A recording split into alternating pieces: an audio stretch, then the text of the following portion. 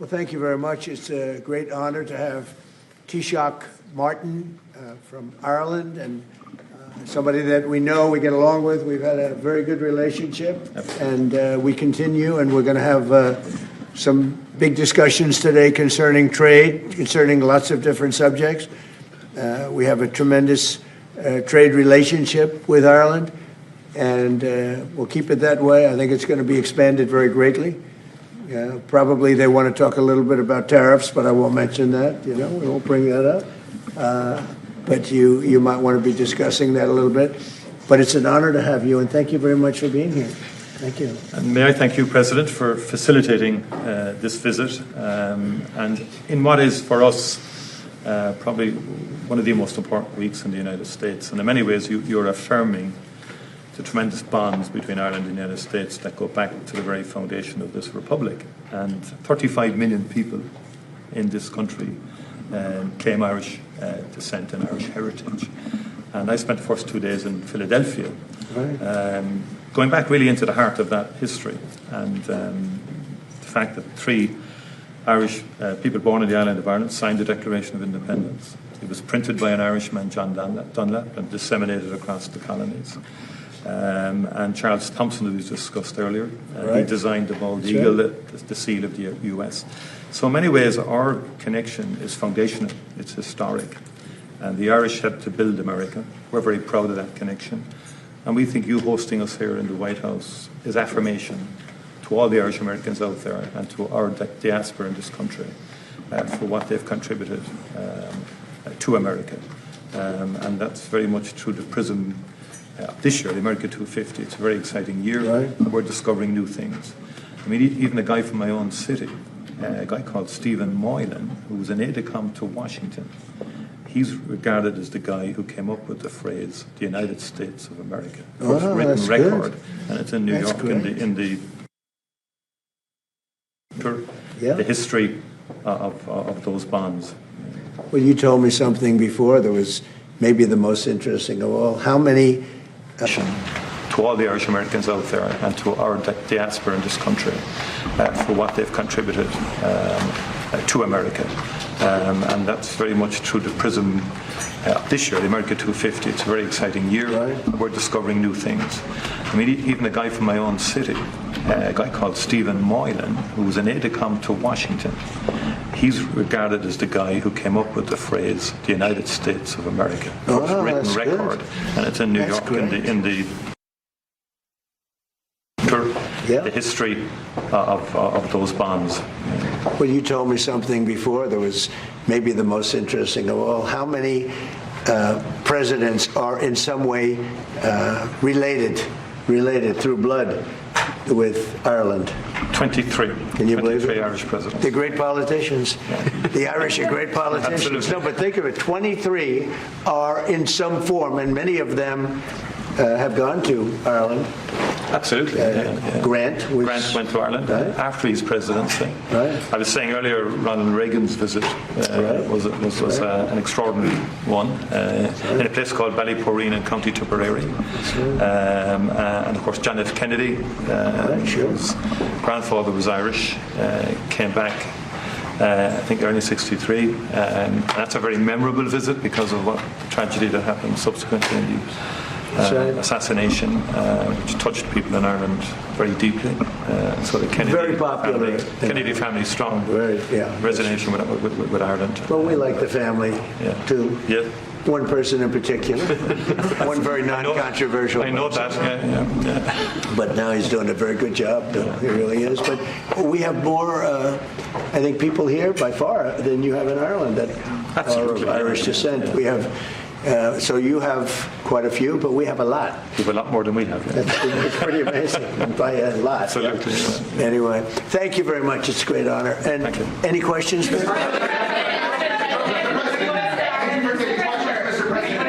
In September, and will you stay at Doonbeg? Well, I'm having, it's a great thing, my son and my family. We have a great golf complex in Ireland, one of the best in the world, called Doonbeg. It's in Doonbeg. And it's been amazing, and Rory McIlroy loves it. They all love it. Great golfers. You have a tremendous golf tradition, and it was chosen for the Irish Open, which is a big deal. That's a big event. Absolutely looking forward to it. Everybody wants me to be there. You just said, I hope you're going to go. I did. And we're going to try. We are going to try, but it would be an honor. But it was a great honor to be chosen. They only choose the best courses in the world for the, for the big opens. It's one of the big ones, the Irish Open.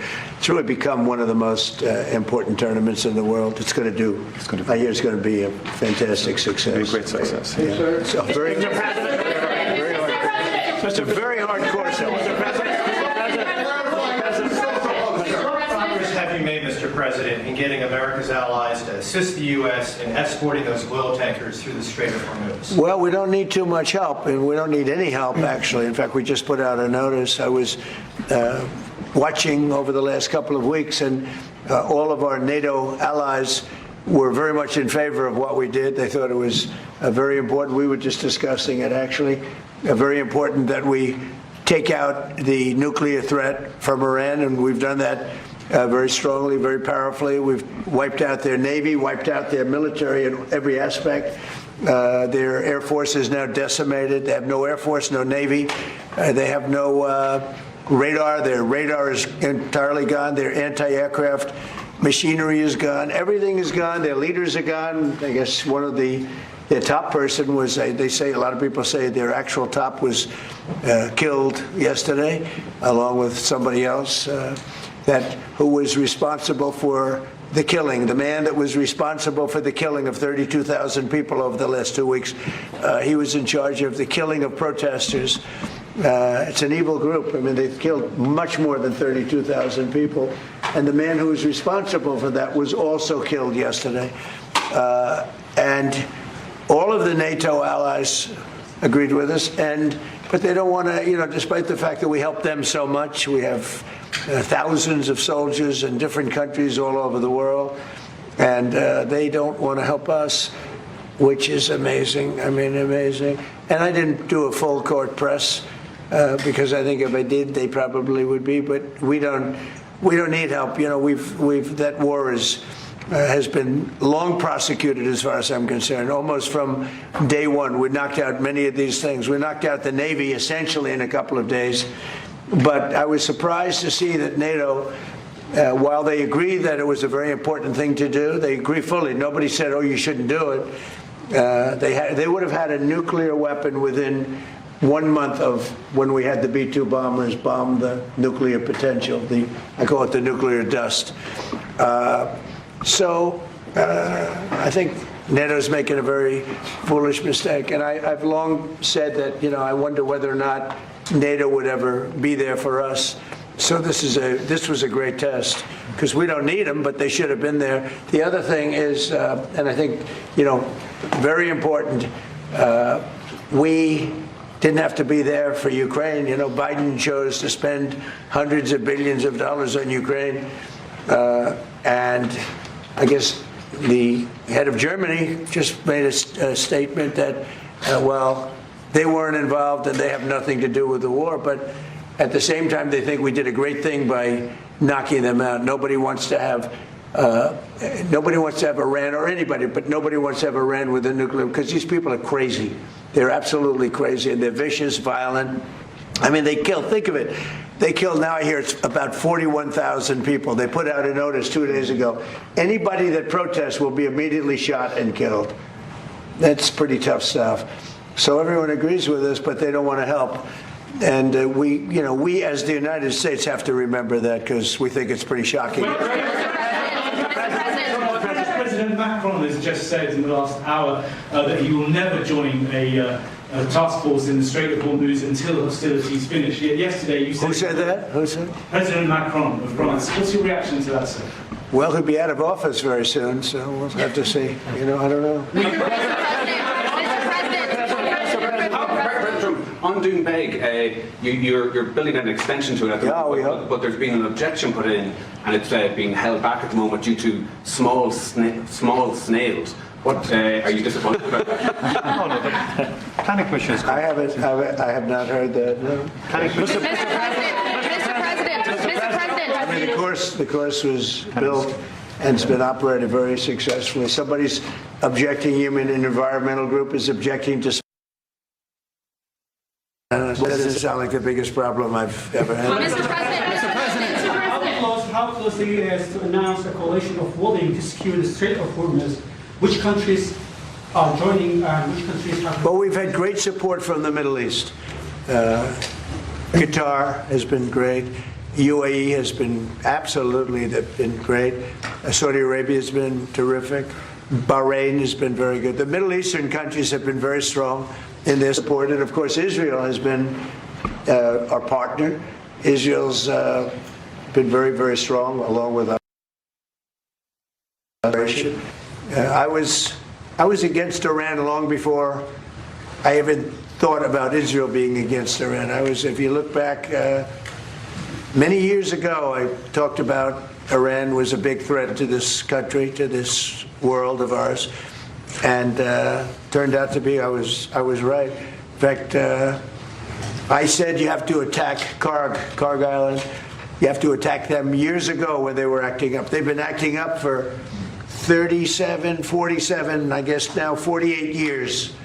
For 48 years, they've been bad players, vicious players, and you can't let them have a nuclear weapon. If they got a nuclear weapon, I would say they would have used it within 24 hours after having it. And they would have had it if we didn't bomb them out from that great raid with the B-2 bombers 8 months ago or so. You would have had a nuclear war in the Middle East and maybe beyond. I think it would have hit Europe. Maybe not Ireland, but it would have hit Europe. I think you would have been a nice piece of it. It all gets you. It's big enough that you would have been affected. They would have hit Europe eventually. Mr. President, your Director of National Counterterrorism, Joe Kent, he just resigned today. He said he can't support your conflict with Iran. What's your reaction to that? And did you? Well, I read his statement. I always thought he was a nice guy, but I always thought he was weak on security, very weak on security. I didn't know him well, but I thought he seemed like a pretty nice guy. But when I read his statement, I realized that it's a good thing that he's out, because he said that Iran was not a threat.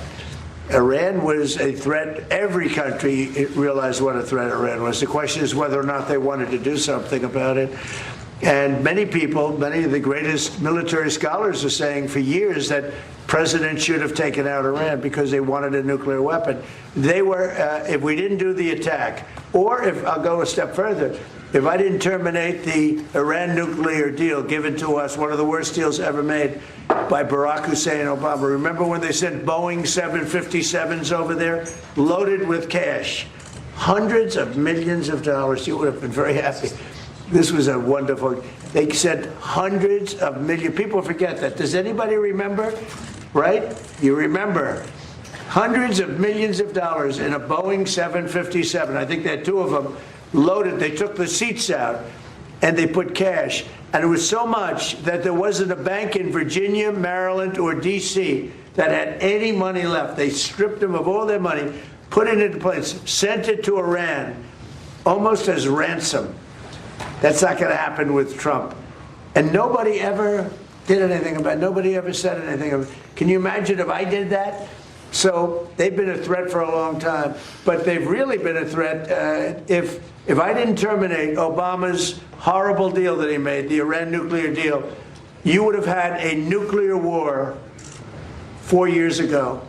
You would have had nuclear holocaust. And you would have had it again if we didn't bomb the site. So when somebody is working with us that says they didn't think Iran was a threat, we don't want those people, because, and there are some people, I guess I would say that, but they're not smart people or they're not savvy people. Iran was a tremendous threat. And virtually every NATO nation, and this is the thing, if they told me it wasn't a threat, and therefore they don't want to help, but when they say it was a threat, and it was a major threat, every one of them, I think every one of them, I don't know of one that said they're not a threat, but when they say it was a threat, but we're not going to help, I think they're very foolish. You know, it's interesting. It's interesting because I could say this, that what's happening in Ukraine, we're probably in there for $400 billion. We don't spend any money anymore. They buy it from us and they pay full price. But Biden gave them between $350 and $400 billion of equipment in cash. Someday they'll have to find out about the cash. And you could say that wasn't a threat, you know, we're helping them. So we helped them, and they didn't help us, and I think that's a very bad thing for NATO. Mr. President. Are there any repercussions for NATO, and are you still going to China? Well, yeah, on China, it's a little different story. We're resetting the meeting, and it looks like it'll take place in about 5 weeks. We're working with China. They were fine with it. We're going to say, I look forward to seeing President Xi. He looks forward to seeing me, I think. But I do look forward to seeing him. We have a good relationship with China. China actually has become economically for us very good, as you know. It's much different than it was in the past. And we have a very good working relationship with China. So we're making it in about 5 or 6 weeks. Mr. President, NATO for not supporting you on this. Any repercussions? Well, no, I just think that it's not good for a partnership when they say what you're doing is a great thing, but we're not going to help. You know, they say what you did is a great thing, but we're not going to help. Because the Iranian regime has told Sky News, if you put boots on the ground in Iran, it will be another Vietnam. Are you afraid of that? No, I'm really not afraid of anything. Are you rethinking the United States' relationship with NATO, possibly getting out? Or Well, I'm disappointed in NATO that we spend trillions of dollars on NATO. Think of it, trillions over the years, many trillions of dollars. It's one of the reasons we have deficits and we help other countries. And when they don't help us, I mean, it's certainly something that we should think about. I don't need Congress for that decision, as you probably know. I can make that decision myself. I'd work with some very smart people. And I'd always deal with Congress anyway, but I don't need Congress for that decision. But, you know, when you say rethink, I have nothing currently in mind, but I will say that I'm not exactly thrilled when we help them with Ukraine. Look, Ukraine would have been over in 1 day if we didn't help. Frankly, Ukraine would have been over in the first day. They had the best equipment in the world. It was our equipment given by Sleepy Joe Biden. No charge, no charge.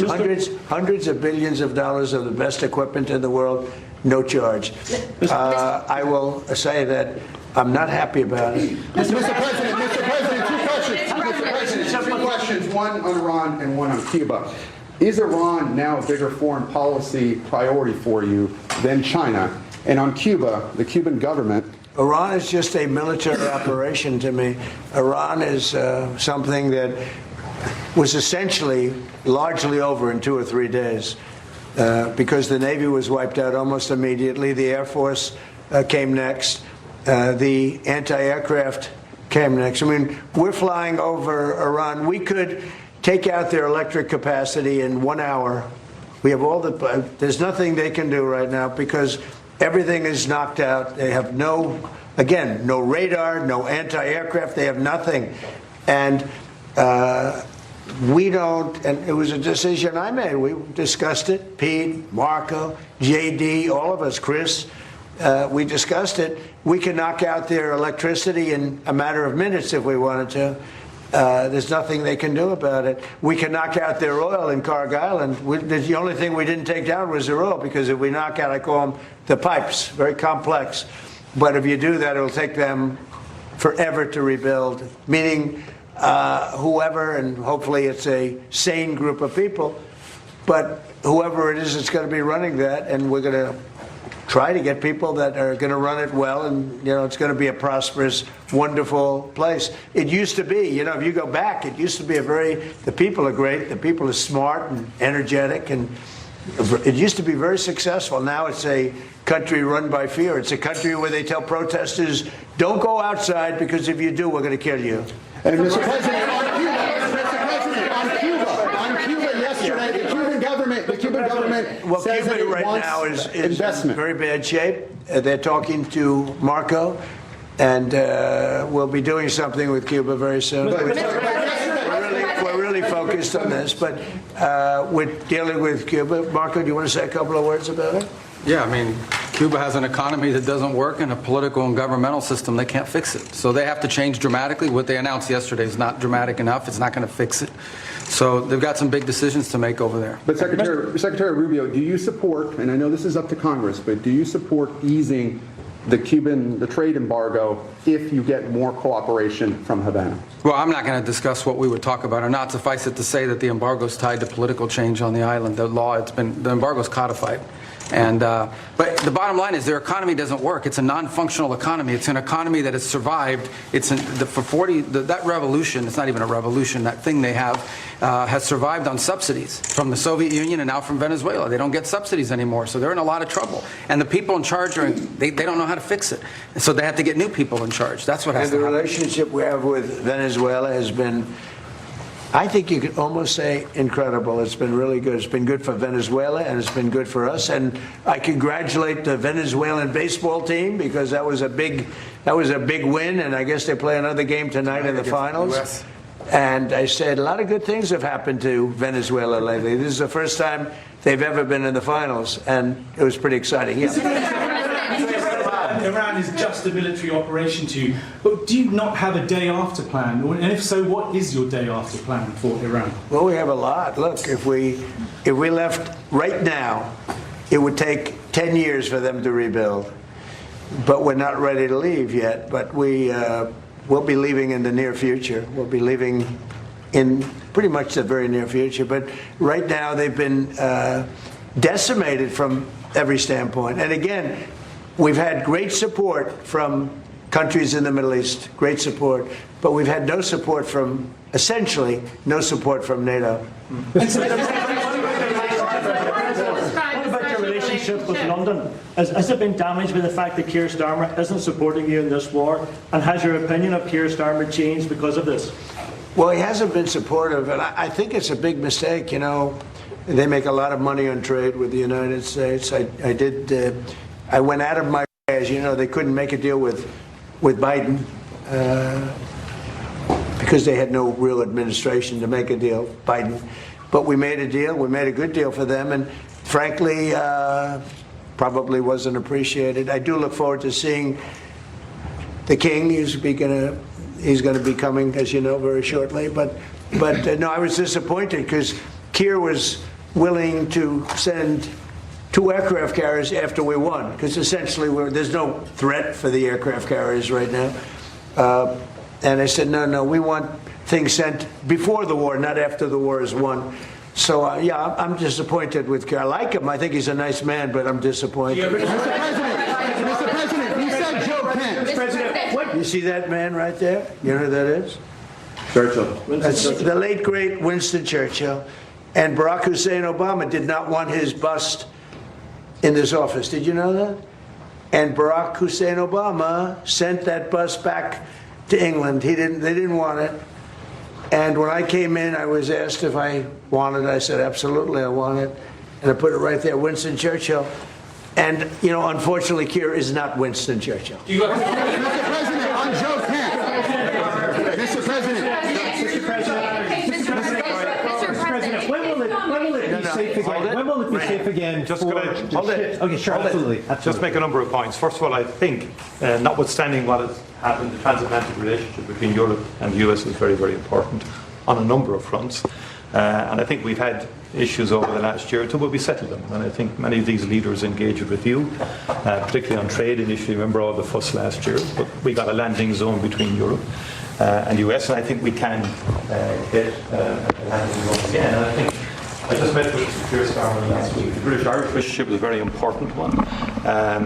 Churchill was a great wartime leader, although in Ireland there was kind of a different perspective in terms of during our own war of independence and so on. He created his own bit of difficulties for us, but that said, he was a great wartime hero. Keir Starmer has done a lot to reset the Irish-British relationship. I just want to put that on the record. But I do believe that he's a very earnest, sound person who I think you have a capacity to get on with. You've got on with him before, and you've got on with other European leaders as well. Sure. And I think you have that capacity again. And I think everyone exists. I mean, you cannot have a rogue state with a nuclear weapon or the capacity for a nuclear weapon. Iran was a sponsor of terrorism. We sanctioned Iran. All European countries did, as a and the IRGC in particular, as a terrorist organisation.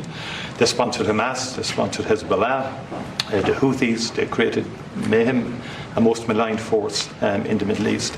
The Irish position has always been, ultimately, can we resolve this through, can we get peace? And obviously there's preconditions before you get to that situation. We had our own conflict, which went on for 30 years, and we learned a lot from that in terms of how to try and bring about peace. And I think I've listened to you in terms of, you're correct. I mean, our hearts go to the Iranian people who have been repressed and suppressed for so many years, culminating in that savage murder of thousands and thousands of Iranians some months ago. No one was in a position to do anything about that. I think, and likewise with Ukraine, I mean, the Russians did invade Ukraine, have attacked civilian infrastructure and so on like that.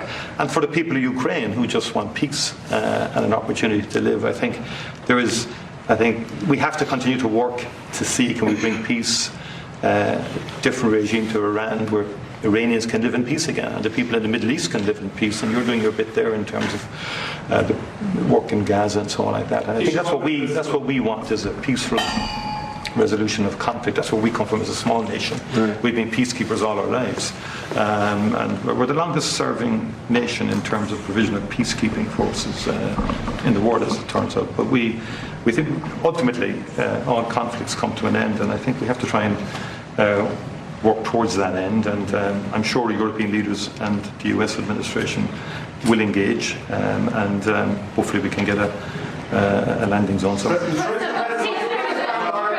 I mean, the only thing, and I agree with everything you said, but we helped with Ukraine. Yes.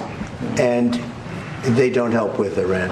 And they all acknowledge that Iran can't have a nuclear weapon. You yourself say, these are horrendous people.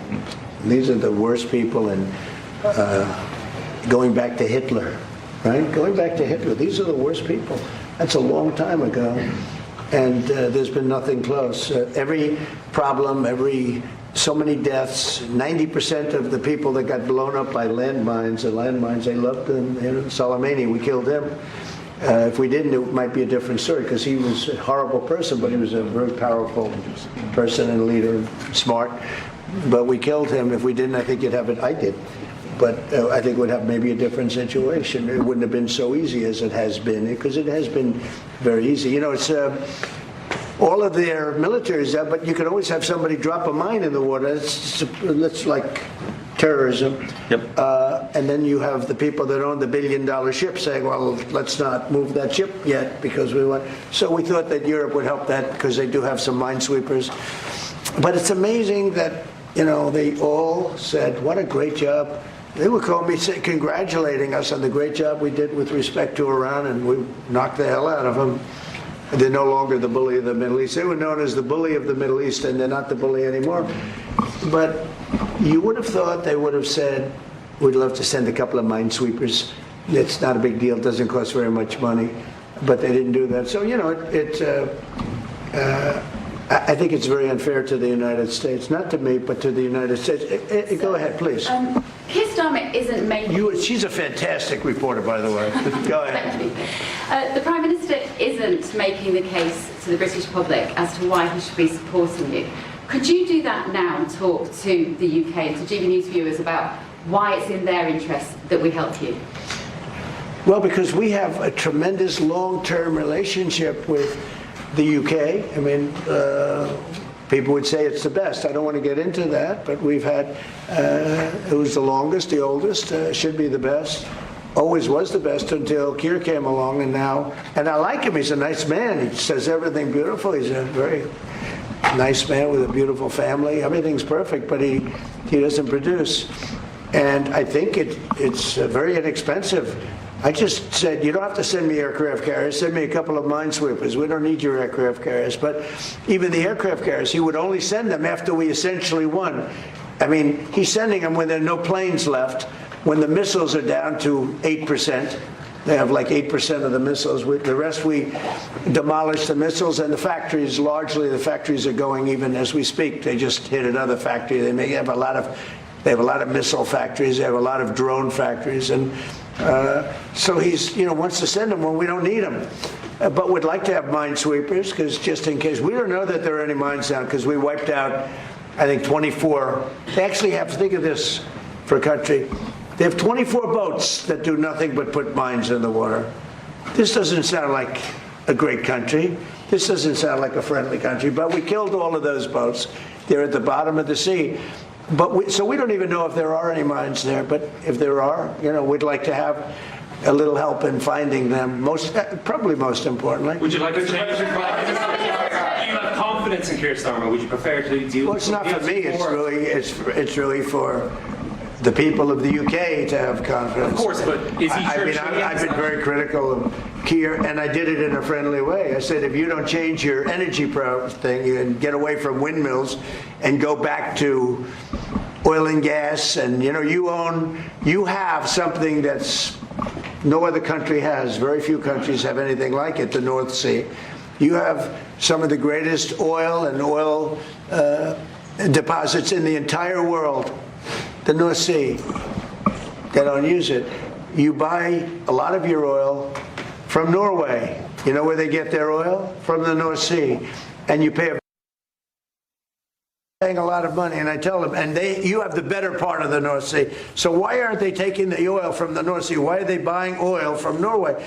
But they have windmills all over the country, destroying those gorgeous Scottish fields and those beautiful fields all over the windmills, which don't work. They're tremendously expensive. And the best testament to that is the windmills are made in China, but China doesn't use them. You know what China uses? Coal. They're building 58 coal-fired plants right now, and that's up to them. But these foolish countries that are buying windmills, putting them out of business, I'm proudly telling you that we're going to try and have no windmills built in the United States during my... What about our Mr. President? They're very bad. They're very bad environmentally. They kill the birds. They're unsightly. They make a lot of noise. And for some reason, the environmentalists love windmills. Okay. Mr. President, on Joe Kent. Mr. President, you say he's a very nice man. I think he's a nice man. I think he's a nice man. But I disagree with him on two things, primarily. His immigration policy is a disaster, and his energy policy is a disaster. And they're about the biggest policies you can have. You've allowed millions and millions and millions of people to come into your country that shouldn't be there. And by the way, that's all over Europe. Europe is a different place. It's a different place. And I originate, to put it nicely, many of us do, from Europe. I love Europe. I've spent a lot of time in Europe. It's a different place. Bad things have happened to Europe. Very bad things. And you better do something about immigration, and you better do something about energy, or you won't have a Europe. What's your time frame, Mr. President, for when cargo ships can safely go through the Strait of Hormuz? It won't be, I don't believe, too long. We're knocking the hell out of the coast. It's basically the coast and the water, and it won't be too long. And the Middle Eastern states, including Israel, by the way, who has been terrific, the Middle Eastern states have been helping us a lot. Mr. President, on Joe Kent. Mr. President, on fuel prices, what do you have to say to the people in Ireland who are paying sky-high prices because of your war in Iran? Well, I think the people in Ireland are very happy that I'm getting rid of, I have a lot of friends from Ireland, they're very happy that I'm getting rid of a nuclear power, a nuclear terrorist. And as soon as that war's over, which will be soon, your prices are going to drop like a rock. You watch. Mr. President, on Joe Kent. Mr. President, what do you think about our President's comments that your actions in Iran is breaking international law? Say it. What do you think about our President's comments? Can you speak? You speak it right into your phone. Mr. President, how do you respond to the increasing attacks by the Iraqi militia groups against the U.S. Embassy and consulate in the Kurdistan region? You want to answer that? Yeah. Do you want to? Yeah, well, Marco, obviously, the Secretary of State, has control over the embassy. Look, there have been a lot of militia attacks against our base, or our embassy in Iran. I think Marco's done a good job of limiting the number of people who are at that embassy so we can provide essential functions but also protect our people. But it goes to show there are a lot of terrorists in that region of the world, and we've got to eliminate them when we find them. And you can't give them nuclear weapons. You can give them rifles, you can give them guns, you can't give them nuclear weapons. I think we agree very strongly on that. Just on the immigration point. Yes, excuse me. Just first of all, I would say Europe is still a very good place to live in. Good. A lot just to let you know. I'm glad to hear that. And our view is you have to have robust and fair rules around migration. But on the other hand, a lot of people, within the European Union, we have free mobility of people. And in Ireland, our population is growing, but in a very positive way. Our economy is going well because we're attracting a lot of people from Europe and beyond into work legally and validly in our country. In fact, I'd love if we could develop a legal pathway between the US and Ireland into the future because of our history and so on like that, that we could have a legal pathway because no one is in favour of illegal migration or and so forth. So you have to have robust rules for that. But fundamentally, I think sometimes Europe gets characterised wrongly in terms of it being overrun or whatever like that. It's much more robust now. There's much more stronger mechanism in place to facilitate legal migration. I think it's important that understanding is there. We need more economic growth in Europe. It doesn't have the same focus on innovation as you do here in the US. We discussed that earlier with the Vice President in terms of technology, in terms of AI. We need to pivot more to innovation as opposed to regulation. And I think investing in people, and that's the key to, I think, our collective future. But we do learn lessons. Mr. President, our president has said that your war against Iran is illegal. It's an attack on international law. Who said that? The Irish president. Look, he's lucky I exist. That's all I can say. Because if you're going to allow countries that are sick and demented, and they are demented, to have nuclear weapons, everybody in the whole world should be very thankful. And I'm disappointed in NATO, very disappointed. I'm disappointed in a couple of other countries too. But they should be very thankful that this group of people feels the way we do. Because if a country like Iran was allowed to have the power of a nuclear weapon, if we didn't stop them, I stopped them twice. I stopped them my first term when I terminated the Iran nuclear deal, which was Barack Obama's deal. It was maybe the worst deal I've ever seen. It gave everything to Iran, including billions of dollars in green cash. I don't mean cash. I mean green cash flown over by airplanes. I can't to this day believe that was allowed to happen. And come to think of it, it would be a good thing for somebody to look at. Does the president have the power to hand hundreds of millions of dollars of cash to terrorists? But it began with that, and I terminated that deal. If I didn't terminate that deal, we might not be here right now. If I didn't terminate that deal, unbelievable nuclear holocaust would have taken place. And then I did it a second time when we hit them with the B-2 bombers, and we totally obliterated their potential nuclear weapon that they would have had in less than 1 month. They think 2 weeks, but in less than 1 month. And it would have been, I believe it would have been a much different world than it is right now. We have to go. We're going to a lunch, so maybe we'll take one more nice question. Can I ask you how you're doing with your legal case against the BBC and their fake news documentary? Well, the BBC was incredible. What they did is they had me speaking something I never said. And I've never seen anything quite like it. CBS had that. We had the situation on 60 Minutes, and not the current owners, the past owners. The current owners, I think, are good, Ellison. But BBC took it a step further. They actually they put words in my mouth, and I said some pretty bad things. And I didn't say them. It was AI generated.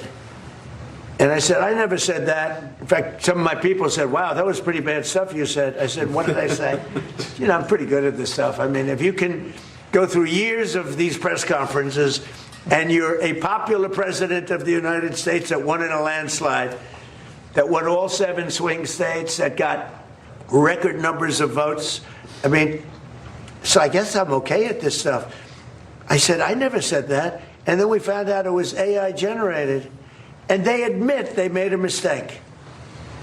BBC. But I watched them this morning for some crazy reason, and it was so inaccurate. Their reporting of the war was unbelievable. We have decimated that country. And if you watch BBC, it's almost like they're fighting us to a draw. They're not fighting us to a draw. It was very inaccurate news. It was fake news. So I'm very proud of the term fake news because it was my term. I came up with it, but it's no longer accurate. It really is. It's corrupt, fraudulent news. It really is. It's fraudulent. It's not just fake. It's beyond fake. It's really criminal what they do. But I watched BBC this morning, and I don't know much about BBC other than what took place, because people were calling me saying, that was a terrible thing you said. I said, what did I say? And I said, I never said that. And when we checked it, you agree. They agree. It was somehow generated, I guess, by AI or something, with me saying unbelievable. So we brought a lawsuit against them. They admit they're guilty, but we'll see how it comes out. Thank you. I like that question. I like that question. Thank you very much, Mr. Gillespie.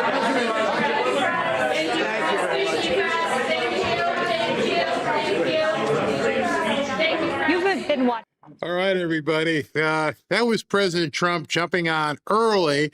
Was supposed to be 12 o'clock. Ended up being like 11:45 that he came on. Had to jump in right there really quickly to show you that. Today's a weird day. We were supposed to have this big hearing with Kash Patel and what's her name? Tulsi Gabbard and John Ratcliffe. It appears now that is now tomorrow morning at 10 o'clock. So I had to basically change that all the way over so that we can cover that tomorrow. Today, I'm going to finish this show up, and we got some news I can talk to you about.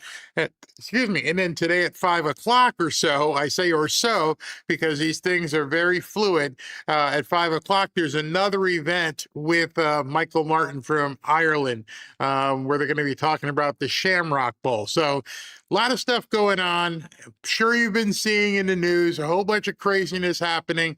We're going to go over a bunch of that right now. First, let me just talk to you about today's quick sponsor of today's show, and that would be Rumble Wallet. You know, you may have seen the conversations happening online lately, and they're crazy. And censorship is coming back. It's happening everywhere. Platforms are controlling narratives and pushing the stuff they want us to see. We need to fight back. Rumble is the only company right now that has stood the test of time and deserves our support. On one side, Rumble is challenging big tech, but now on the other side, they've introduced something that will give us protection from the big banks from ever shutting us off. Banks can cancel our accounts and freeze our cards. So that's why they launched Rumble Wallet, as you can see. It is a wallet that no one can cancel and a wallet that supporters can use to instantly tip creators like myself, without any middleman taking cuts. With Rumble Wallet, you control your money. Not a bank, not a government, not a tech company, not even Rumble can touch it. It's yours, only yours. Yours to protect your future and your family. It's not only a wallet to buy and save, but it allows you to support your favorite creators by easily tipping them with the click of a button. There will be no fees when you tip my channel or anybody else's. And we actually receive the tip money instantly, unlike other platforms where we have to wait a month for payouts. Support my show and other creators by clicking the tip button on my Rumble channel. It's wallet.rumble.com. And you can download Rumble Wallet today and open an account and step away from big banks for good. Go to wallet.rumble.com, or you can go ahead and just use the QR code on your screen. Go to the Play Store, App Store, wherever you get your apps, and you can download Rumble Wallet there as well. All right, we're going to take 90 seconds, and we're going to come on right back in here. What do we got?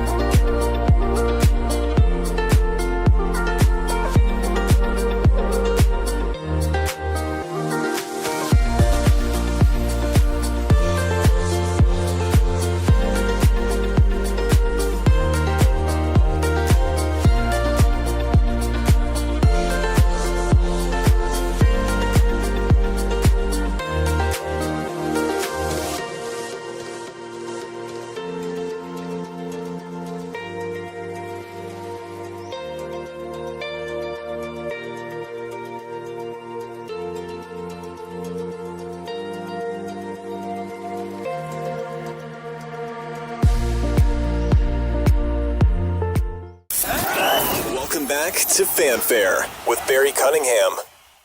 So what is going on with all of this insanity that we're seeing almost every single day at this point? Now, today, we have Joe Kent, a member of Tulsi Gabbard's team, coming out and saying he's resigning immediately because he can no longer support the war, the operation in Iraq.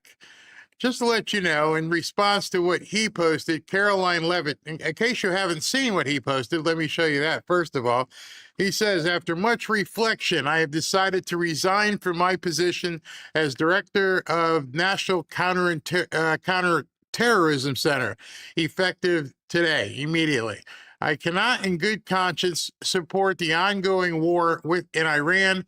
Iran posed no imminent threat to our nation, and it is clear that we started this, and here's where he gets really nasty about it.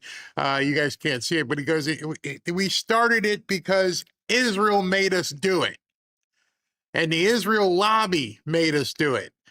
This guy is the director of counterterrorism and is now lambasting the Trump administration publicly, saying they got into this because of Israel.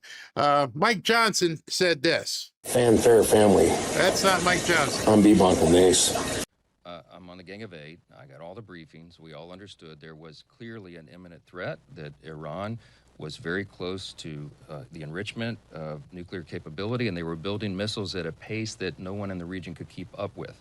They were far outpacing our allies and friends and us in our defense capability, because we had personnel, installations, members of the armed services, and civilians in the region.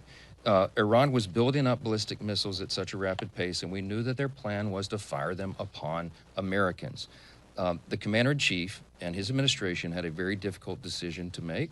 I don't know where Joe Kent is getting his information, but he wasn't in those briefings, clearly, because the Secretary of State, the Secretary of War, and everyone, the Joint Chiefs of Staff, General Kane, they had exquisite intelligence, and we understood that this was a serious moment for us. Had the president waited, I am personally convinced that we would have mass casualties of Americans, service members and others, and our installations would have been dramatically damaged. And so we had to, the president felt that he had to strike first to prevent those mass casualties. That's a summary. I can't tell you the classified part, but that's a summary that's made public, and it's accurate. Yes, monitor. All right, so Mike Johnson comes out and says, basically, Joe Kent, you don't know what you're talking about. You haven't seen what I've seen.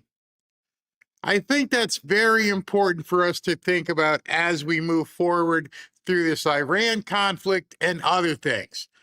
What I personally, and this is just opinion, I should have a little button on below the screen go, this is Barry's opinion here. What I think we're seeing is an administration that is running unlike any administration before it, including Trump's first administration.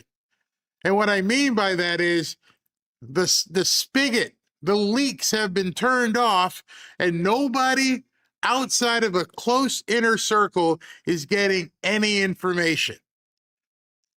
Part of obliterating the deep state is to make sure that you keep information close. Nobody knows what's happening. They're not paying off lobbyists. They're not paying off reporters. People aren't getting paid to, hey, listen, I heard they're getting ready to do this. Because so much information used to be disseminated, we have no idea whose pockets were getting lined to do what. And I got to believe at this point, we are seeing people completely freak out because they thought they were still in the pipeline of information. And that's what I took from what Mike Johnson just said. You didn't see what I saw. That tells you straight up, he doesn't get the good stuff. You are an employee. You are in the pecking order of Tulsi Gabbard's chain. And you thought you were going to get all kinds of inside information, and you didn't get it. You're on the outside looking in. You didn't see what they saw, and it bothered him. I can't do this. Okay, so Caroline Levitt saw what he said, also heard what Mike Johnson said, Excuse me. There are many false claims in this letter, talking about Joe Kent's letter, but let me address one specifically. Quote, that Iran posed no imminent threat to our nation, unquote. This is the same false claim that Democrats and some in the liberal media have been repeating over and over. That tells you pretty much underscores what I just said. He's repeating Democrat and media, one and the same. He's repeating the mantra because he hasn't seen the information. As President Trump has clearly and explicitly stated, he had a strong and compelling evidence that Iran was going to attack the United States first. The evidence was compiled from many sources and factors. President Trump would have never made the decision to deploy military assets against a foreign adversary in a vacuum. Iran is the world's leading state sponsor of terrorism, which nobody can deny, nor have they. The Iranian regime is evil. It proudly killed Americans, waged war against its own country as well, and our country, and openly threatened us all the way up to the launch of Operation Epic Fury. Do we forget? Can we all agree that as recently as, 2 months ago, they were chanting death to America? Seems like everybody has forgotten that. It seems that everybody everywhere has completely forgotten the fact that these people have threatened and exercised their ability on certain threats. What gets me is when people start talking about wasn't an imminent threat to America. You would have to have upper top secret level clearance to even know that information. And if you believed it wasn't, quote, an imminent threat, what kind of threat was it? That's also telling to me as well, is because what kind of threat was it if it wasn't imminent? You remember the movie, what was it? Jack Nicholson, Few Good Men. Was he in grave danger? Yes. What other kind of danger is there? And so they're playing with words here, wasn't an imminent threat. Okay, wasn't an imminent threat according to who? Let's continue. Iran was aggressively expanding their short-range ballistic missiles to combine with the naval assets to give themselves immunity, meaning they would have a degree of capabilities that would give them immunity to hold us and the rest of the world hostage. The regime aimed to use those ballistic missiles as a shield to continue achieving their ultimate goal of a nuclear weapon. Does anybody believe that if Iran got a nuclear weapon, that they were going to put it in a showcase in some sort of international store and just tell people we have one? Or do you believe if Iran was obtaining a nuclear weapon, it wasn't going to be put in some sort of display case, they were going to use it? If you believe Iran would use a nuclear weapon, then ergo, the threat somewhere, probably the United States, is indeed or was indeed imminent. Now, couple that with, did they need a conventional nuclear bomb like we all think, or could they have, created a dirty bomb? If you're not sure what a dirty bomb is, I urge you to go look that up. And with the use of a dirty bomb and an open border, could they have done something here? Obviously, the answer is yes. But nobody, including Joe Kent, are acknowledging the millions of people who trucked through this country completely unvetted.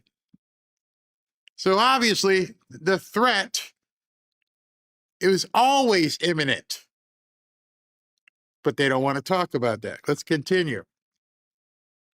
The president, through his top negotiators, gave the regime every single possible opportunity to abandon this unacceptable course by permanently giving up the nuclear ambition in exchange for sanctions relief, free nuclear fuel, which they were saying they were trying to get, and potential economic partnerships with our country.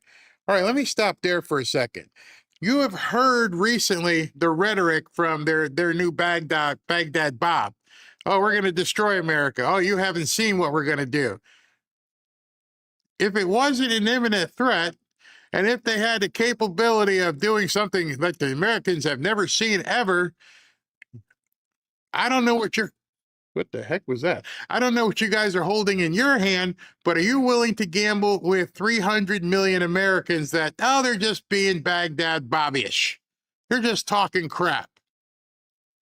You think the President of the United States can play that kind of poker?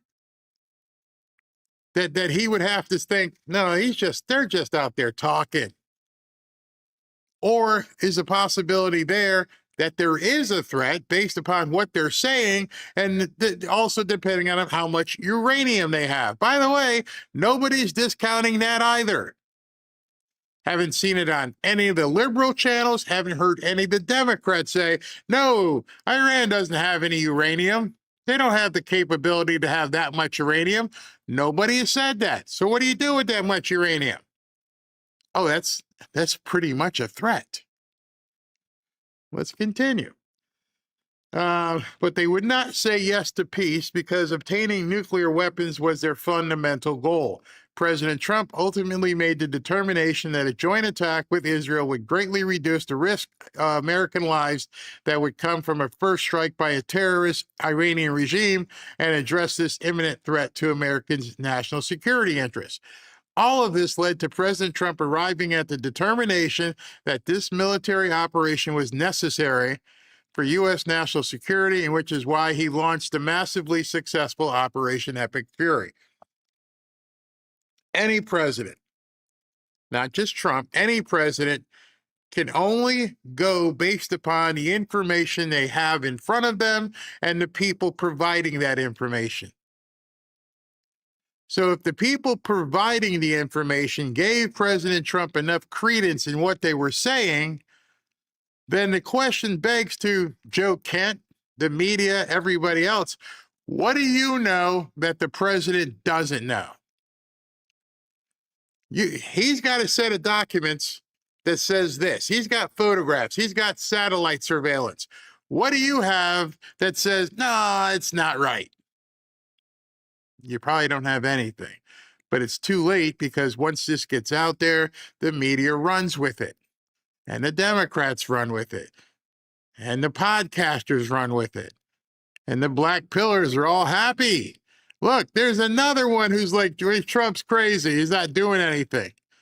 And it's easy remedy, just one question. What information do you have that Trump's, no pun intended, what he has?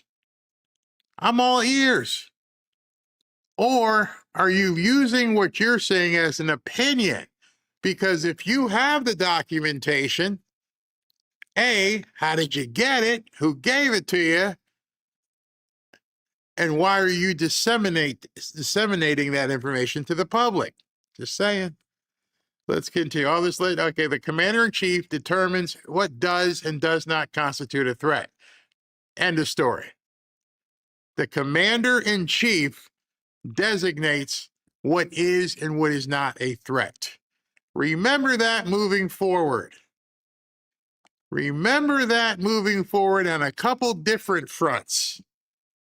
Because that's a very important statement she just put there. The commander-in-chief determines what does and does not constitute a threat because he is the one constitutionally empowered to do so, and because the American people went to the ballot box and entrusted him alone to make those final judgments. So if you're looking into the future, like, hey, what's the future look like here? And how can we do something that says we get the SAVE Act? Save America Act. Well, he said it one way or the other. It's coming. Do you think he may say and have information that warrants that there's a imminent threat to our elections? Because he's the only one who can say it. According to the Constitution, he is the one who can determine whether or not, I don't know, the Insurrection Act can be deployed. Anybody else can do it? Nope. You see, if you start putting all this stuff together, now you know why these people are freaking the hell out. They're going crazy. And finally, the absurd allegation that President Trump made this decision based upon the influence of others, even from foreign countries, is both insulting and laughable. President Trump has been remarkably consistent and has said for decades that Iran can never possess a nuclear weapon, which he has, easily verifiable. As someone who actually witnesses President Trump's decision-making process on a daily basis, I can attest to the fact that he is always looking to do what's in the best interest of the United States of America. Now I'm going to tell you, step back. After reading all that and understanding and deciphering it, remember about a month ago while we were in Washington, President Trump did the State of the Union address. And when he did the State of the Union address, he said it on national or international television. Do you agree that upholding the protection and safety of Americans is your number one job as a politician here? The number one job as an elected official. Do you remember that? And half the room, when he looked over, didn't stand. In essence, half the room said, no, it's not that important to us. And he goes, these people are sick. These people right over here are crazy. They're sick and crazy. So if you're willing to publicly denounce your job as an elected official and tell everybody that protecting Americans is not your primary objective, then why the hell do I care what you have to say? You said, I've told you before, the Democrats count on the fact that people don't remember things. Because if you saw that entire side of the room stay seated when he asked the question, then why do I care what the heck you have to say about protecting Americans now? You know, I have to file this stuff in my head sometimes. I have to think, I guess people just forget it. I guess people forget how the media reacted afterwards. It was no big deal. I guess people forget even in our chat sometimes. And like, well, am I not supposed to have my own free thinking? Well, that's the first thing you should be thinking right now. Is anybody against your government having the priority of protecting Americans? If you put those glasses on every single day with everything you read and everything you scroll through on X and you're looking at stuff in Facebook and you say, this person doesn't have my best interest at heart. This person doesn't believe that your job is to protect Americans. And if you're okay with that, then you're an enemy. There's no gray area. If you walked up to somebody and said, hey, listen, if something happened here, would you help protect everybody in here? Nope. What do you mean? I don't give a crap. Oh, okay. Now here's your payoff. I think President Trump just did that to the entire world. I think President Trump did a big reveal that people aren't paying attention to. You ready for this? This is big. I'm going to hit you with a drum roll.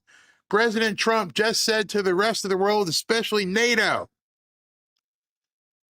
you with us? And NATO failed the test. NATO completely went, no, we're not with you. Okay, guess what then? And somebody told me I swear too much, but you can fill in the blanks.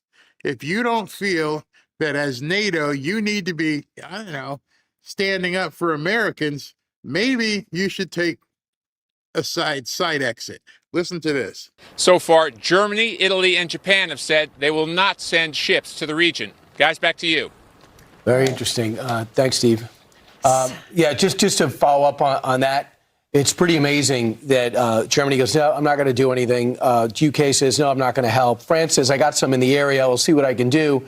Japan says no. And I think this, we're going to be fine. It's going to be just a couple more weeks that maybe there's more shooting going on. But in the big picture, this backs up what the president's been saying about our allies in times of crisis. Are they going to be there? Well, especially in times when of the crisis? president yesterday said we only get 1% of our oil through the Strait of Hormuz. Japan, who's saying they're not going to help and not going to send ships, gets 95%. China, 90%. South Korea, 35%. Well, they fell for the trap because, as the president said during that press conference yesterday, it's almost a test. He goes, do we really need them? No. He goes, but I kind of want to see what they're going to say to us. Are they going to be there? And they're kind of proving his theory, what he said all along. Yeah, Germany. Things that as a young man and everything, you always want to know, you've heard the term, who's got my back? I got yours. And many of my friends, I've had to have their backs when I was a teenager and in college. I got your back. I'm right there for you. It didn't matter. The call came. I need you. I got to go. Sort of like this song with Toby Keith. I was good once as I ever was, that type of thing. If somebody called me right now and said, I need you, end of conversation. Certain people, you just go. Other people are like, what do you need? But certain people make that call to you and say, I need you. If Robin were to call right now and said, I need you, bye, click, gotta go. And I'm sure you have people in your life that it works both ways. If you made the call or if they made the call, you're with them. Gotta go, no question. I got your back. So you find out at this point that we've been with NATO for however long. We've been paying gazillions of dollars. They didn't even bother paying. President Trump said, you got to pay up. I guess if we have to. Spain still didn't pay. And now he just says, I need you. Well, actually, I don't need you. Come on over. You need us to make sure we can secure this Strait of Hormuz so you get more oil. You guys are coming, right? You ready? All for one and, oh, so this is a big charade. This is a giant charade, this whole NATO thing. Most of you would be, saying Achtung and wearing lederhosen if it wasn't for America. And now you're like, yeah, not really sure. And I don't know if you noticed during that press conference, you saw his face. I know their cameras were, I don't know if the weather up north is bothering things, but you saw his face when the Irish guy said, life here is pretty good. And he kind of turned his head, didn't say anything. Yeah, and and you could tell it perturbed him. Dude, you have no country. The new president of Ireland says that, we got to keep doing DEI and doing all the woke crap and how we got to bring in more, the people from over there. And then if they find out that some of these countries are afraid to do something because they let too many of them in. And I don't know if you want to rewind it. Look, but President Trump, his head kind of turned like, are you kidding me? Are you effing kidding me? But in any event, they essentially did the State of the Union form of, we're not with you. Just so you know, not a word needs to be spoken. If you understand what that meant, what they said to him at that point, if you didn't see it play out over the last, couple weeks, you guys coming? Nope. Okay. So what happens when you need something? You want us to be there, right? You want us to make sure that the bad Iranians or the other people, when they start, helicoptering in and taking over your cities, you need us. The Monroe-Donroe Doctrine has been completely revealed in the last 2 weeks. That's why he needs the Western Hemisphere. Y'all on your own. And if anything showed that to me, it was what has happened and how these people have responded. Oh, you don't want to come play, huh? Got nothing for you. Good luck. I got all this. We're in the Western Hemisphere. You people in Europe, good luck. He said this. The United States has been informed by most of our NATO allies that they don't want to get involved with our military operation against the terrorist regime of Iran. In the Middle East, this despite the fact that almost every country strongly agreed with what we are doing and that Iran cannot in any way, shape, or form be allowed to have a nuclear weapon. I'm not surprised by their action, however, because I always considered NATO, where we spend hundreds of billions of dollars per year, he's letting you know that, protecting the same countries, to be a one-way street. We will protect them, but we will do that they will do nothing for us, in particular in a time of need. Fortunately, we have decimated Iran's military. Their navy is gone, their air force is gone, their anti-aircraft and radar is gone, and perhaps most importantly, their leaders at virtually every level are gone.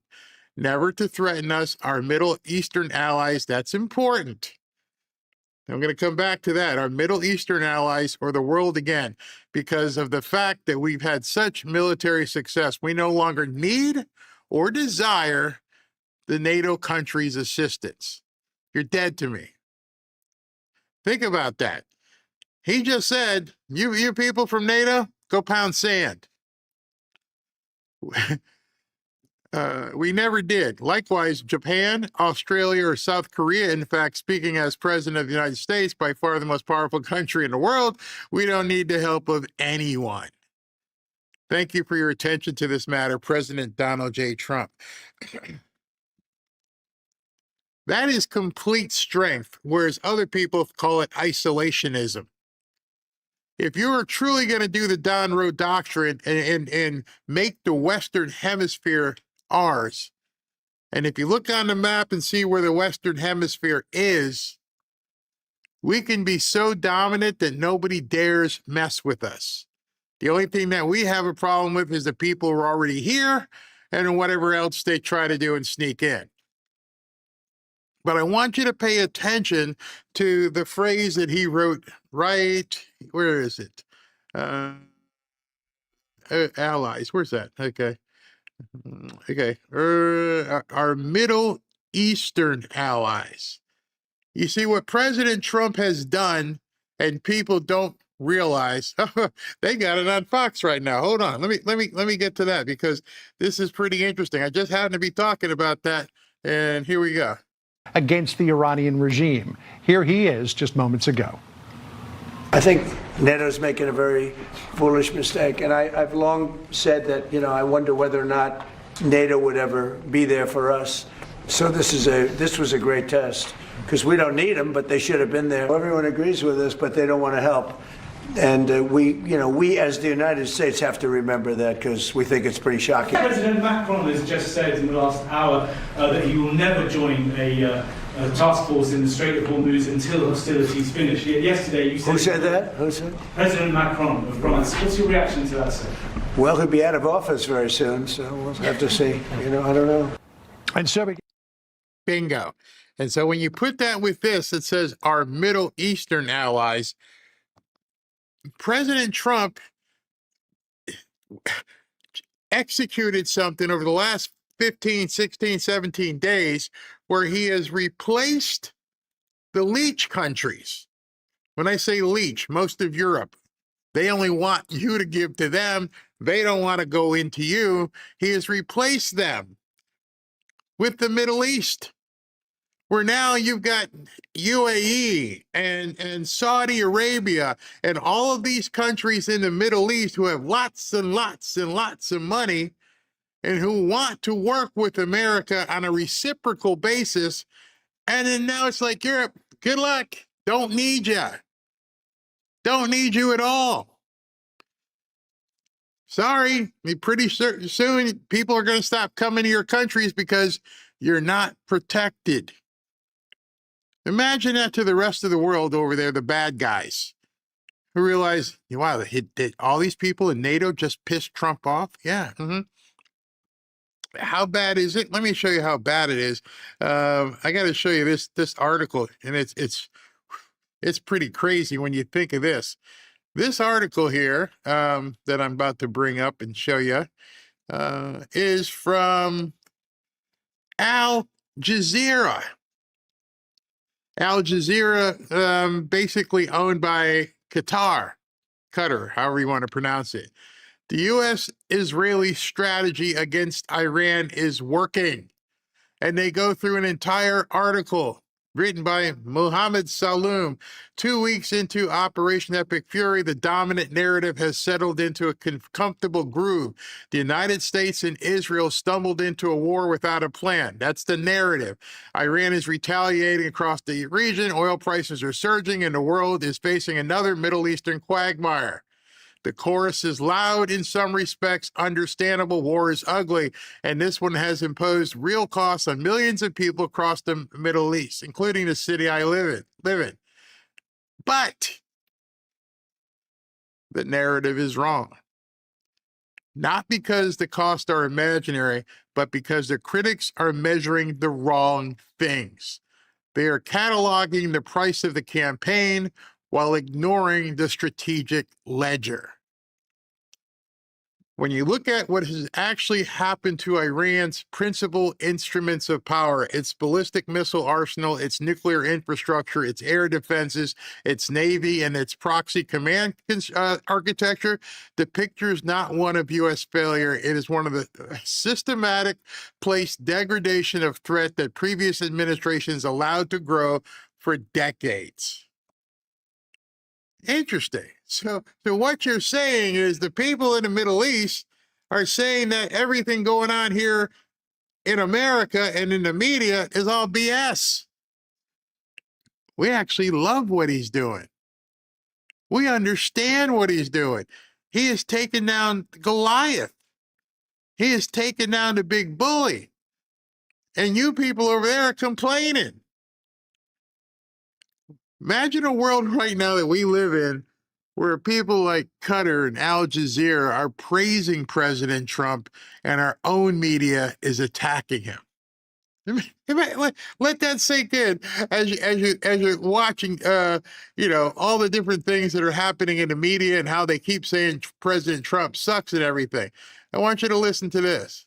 No, it's not unpatriotic to report the news and report the facts. I think what the White House complaint is that in their view, there are a number of media outlets that are relentlessly anti-American. And also, I think and this is an ongoing issue, they are relentlessly concerned about people who take information out of classified memos or classified briefings and then present it in a certain way, is trying to put a negative spin on the war effort that they consider to be inaccurate. My personal view is everybody has responsibilities here. The government has responsibilities to be as transparent as possible with the American people without, of course, giving away any information that would help the enemy or put any soldiers in jeopardy.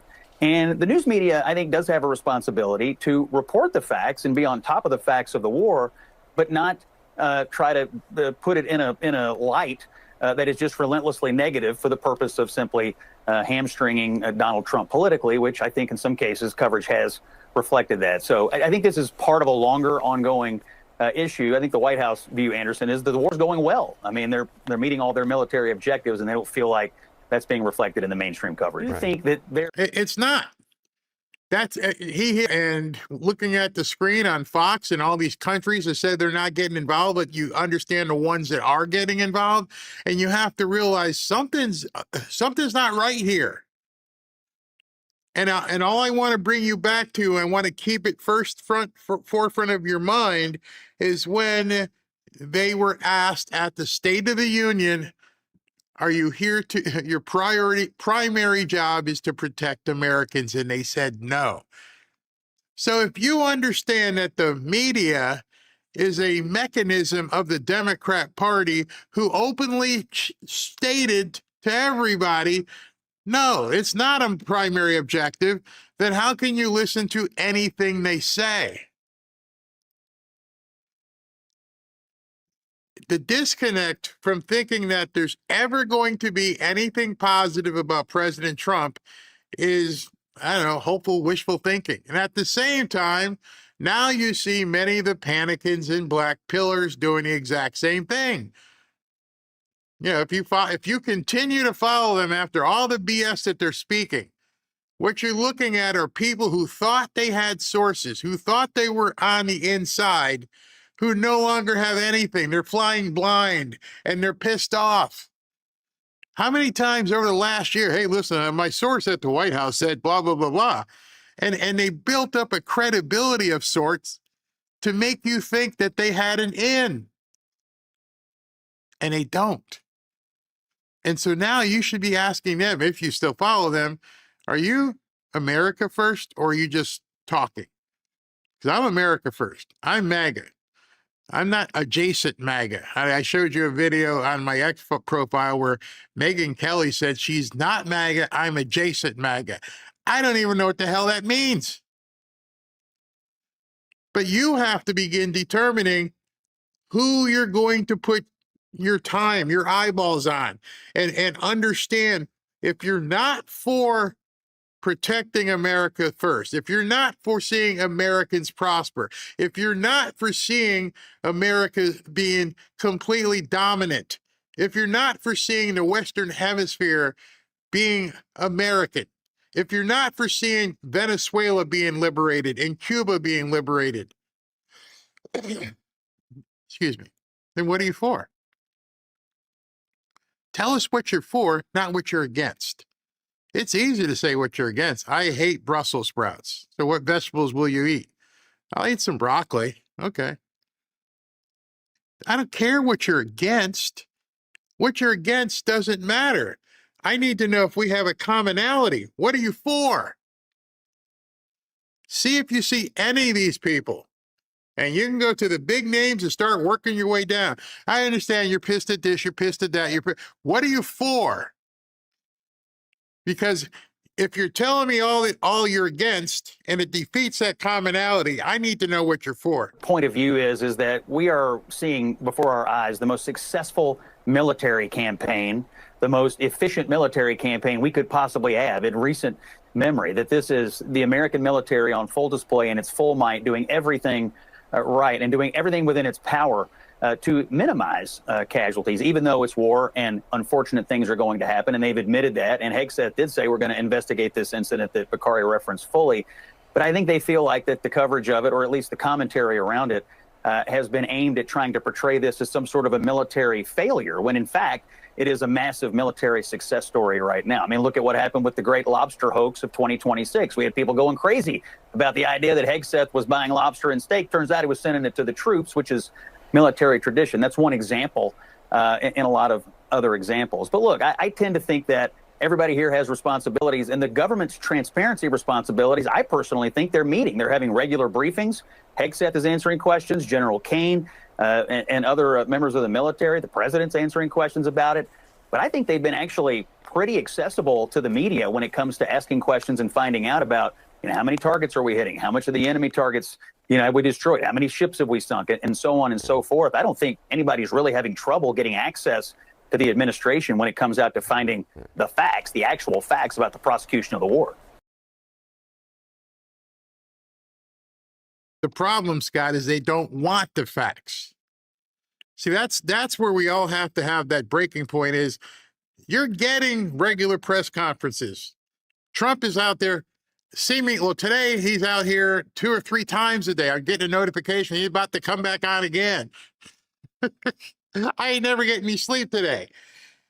Yeah, I told SV and I told Ashley, I told my wife, I'm like, I don't know what I'm going to do today. And this was as recently as 11 o'clock. I'm like, I don't know what I'm going to talk about. There's nothing to talk about. And literally in the span of 30 minutes, it was like, whoosh. And I'm like, wow, it happens just like that. He's getting ready to do something on Capitol Hill. I don't even know what it is, but he's getting ready to come back on again. And then he's got another event at 4 or 5 o'clock. So you got access to Trump. You have access. And by the way, the guy doesn't care about telling you how he thinks. He'll tell you how he feels. Then you get access to General Kane and Pete Hegseth. What don't you have access to? Now, obviously, you can say, I don't believe what he's saying. Yeah, you can say that. But you can't say he don't have access. The problem is, and again, I'll just say it is, you got to get to a point where you look at someone in the media and you just have to ask yourself, what are you for? I don't need to know what you're against. Tell me what you're for. Because if the answer to that question isn't something having to do with America and us and you and me and not them, don't talk to me like Joy Reid telling me that women over in Iran have better lives than women in America do. You have to be an idiot to even listen to that. And I don't think any of you guys are idiots. So let me, before I take a break, let me tell you about our other sponsor today. And that sponsor is Chapter. You know, Medicare is confusing. As someone who recently turned 65, I'm going to have to stop saying it. As someone who turned 65, I can confirm this. Keeping track of enrollment periods, understanding all your options, and making sure you're on the right plan takes too much time and energy. And between Medicare scams, corrupt agents, bloated insurance companies, it's easy to make mistakes that can cost you thousands. That's why I'm happy I called Chapter. They're actually honest and the only Medicare advisor that looks at every plan nationwide, helping people save an average of $1,100 a year. That's $100 a month. People are relieved when they talk to Chapter. And one of the biggest things they always say, and they often say in the chat here, is that they wish they had called Chapter sooner. They can't believe just one free 20-minute phone call can change everything about your Medicare. One call. So if you're turning 65 soon or have questions about your Medicare coverage, call them at 475-328-3545 to get the most out of Medicare. Most people wish they just called sooner. So call them or go to askchapter.org/Barry. I'm gonna hit up SV real quick. He's in here. He's got some information you want to bring to us about what's this President Trump is on Capitol Hill. Talk to me about that, brother. Hey, happy St. Patrick's Day, Barry. How are you doing? Aaron Gobrales, baby. There you there. I love it. Yeah, Grok came up with, he's currently on Capitol Hill for the annual Friends of Ireland luncheon, and he is expected to deliver remarks. So this is round two. I want to tell you, I'm looking at my database for the feeds that come in, and I'm looking at what time's it? I got an event at 1:45, but I don't see the luncheon anywhere in here. So it could be like imminently, anytime. It's fluid. There is no time frame listed by Grok. You know how Trump, he operates like when he does stuff, right? Oh my gosh. Let me see if they so wait a minute. So I've got this feed here that everybody can look at. It says Mike Johnson is hosting the event, but I don't even know what it is. So I'll put it on. I'll watch TV, okay. But if you see him come on, let me know. Hit me up. Any other breaking news out there? Crying Chuck Schumer, he's having a bad day. He now says that the SAVE Act can't pass because it would mean it would be easier to buy an AR-15 than vote. Make it make sense. Obviously, somebody who's never bought an AR-15. That's why it makes sense. If you see something.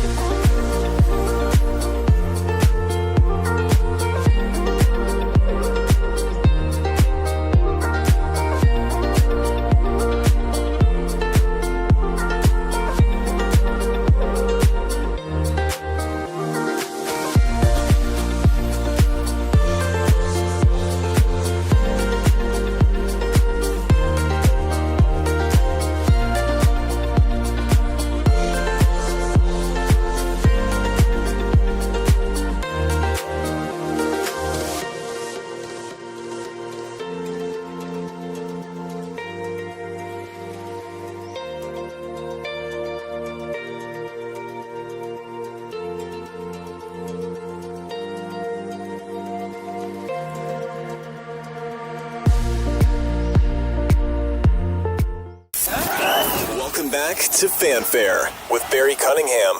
All right, so I've got the feeds up, both the network news and my feed as well, to see if President Trump does indeed step out here and make an appearance. There's some sort of luncheon going on at Capitol Hill commemorating St. Patrick's Day, which is pretty cool. I was amazed when they were talking that he said there are more people in America who are of Irish descent than are living in Ireland. You know why? Because when I grew up, and I told you a story about me being Catholic. I grew up a Roman Catholic, and living in Connecticut, I was around a lot of Roman Catholic families, and they were prolific. I mean, there were people who had 6, 7, 8 kids. I mean, they were building clans. So I could definitely understand how they've become so prolific and have outnumbered the actual people in Ireland right now. So let me just show you what I'm seeing here, so we can wait until they show the event. Hold on a second. This is what I'm seeing on Capitol Hill right now. And that's in like some rotunda. You see the waiters and stuff over there. They're coming out with food. Ashley, how come you didn't book us at this event? They're actually serving food. They're all walking around. Where are they going? They're just disappearing between some statues back there. So I guess the people in the line are just in a queue line, but they're feeding everybody else in those big rooms. I hope that's the press that they're making stand around. You got nothing. You get to watch as the good food walks past you. So I assume what we're going to see is cameras coming on inside the room where the food is actually being served, not just in the hallway where nothing seems to be happening. So, but I will cut to it as soon as we see what this event is going to be. In the interim, Glenn Beck had an interesting summation, per se, as to what he sees is going on with the media and all of this panic and BS. But for the first time in human history, audiences have an audience. In your pocket, whether it is 5 followers or 5 million followers, you have an audience. And so they put you in a place where you have real responsibility, especially at times like today. You don't just repost things without thinking. And I know it's really tempting. And you can say, well, I don't know what's true. Well, if you don't know it's true, then you shouldn't post it.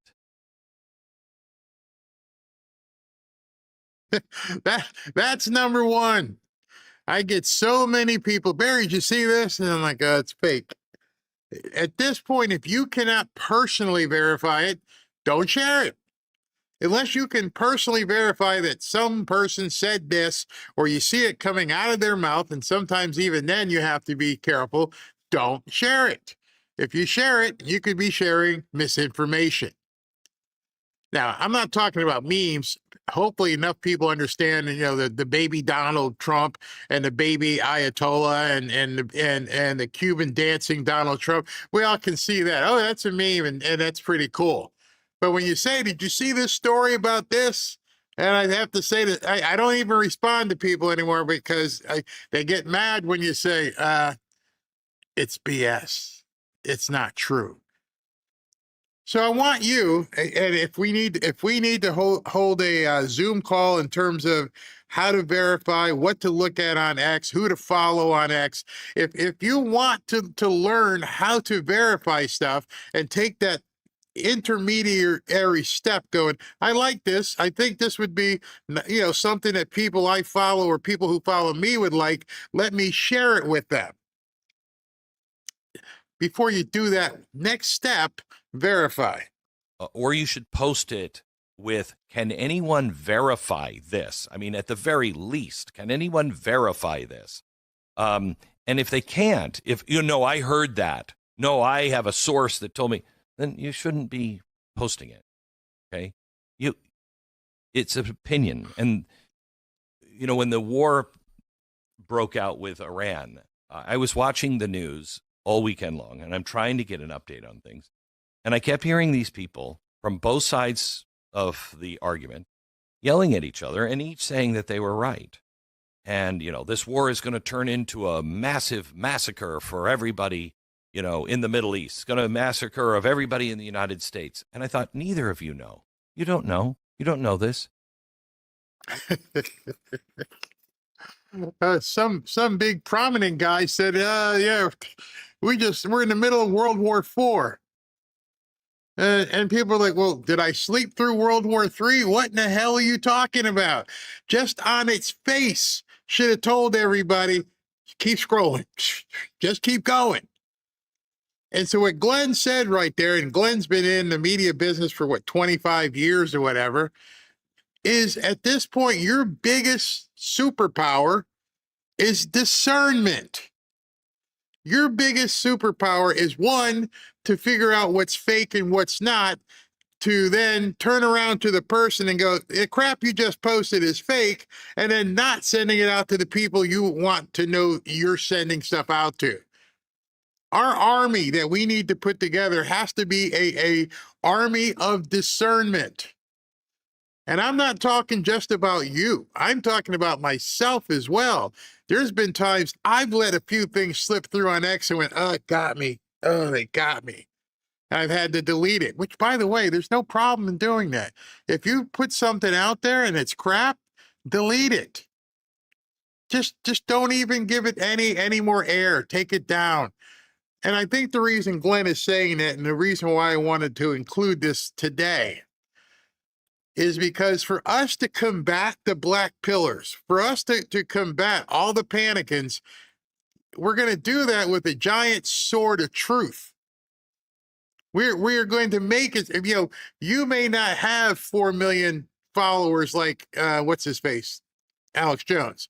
You may not have 6 million subscribers and followers like Megyn Kelly, but collectively, if 10,000 of us with 100 here or 50 there begin amplifying truth, you are going to overcome the insanity that's going on out there. Where are the facts? Can you just give me facts, please? Those aren't popular. Opinions are popular, and opinions without principles.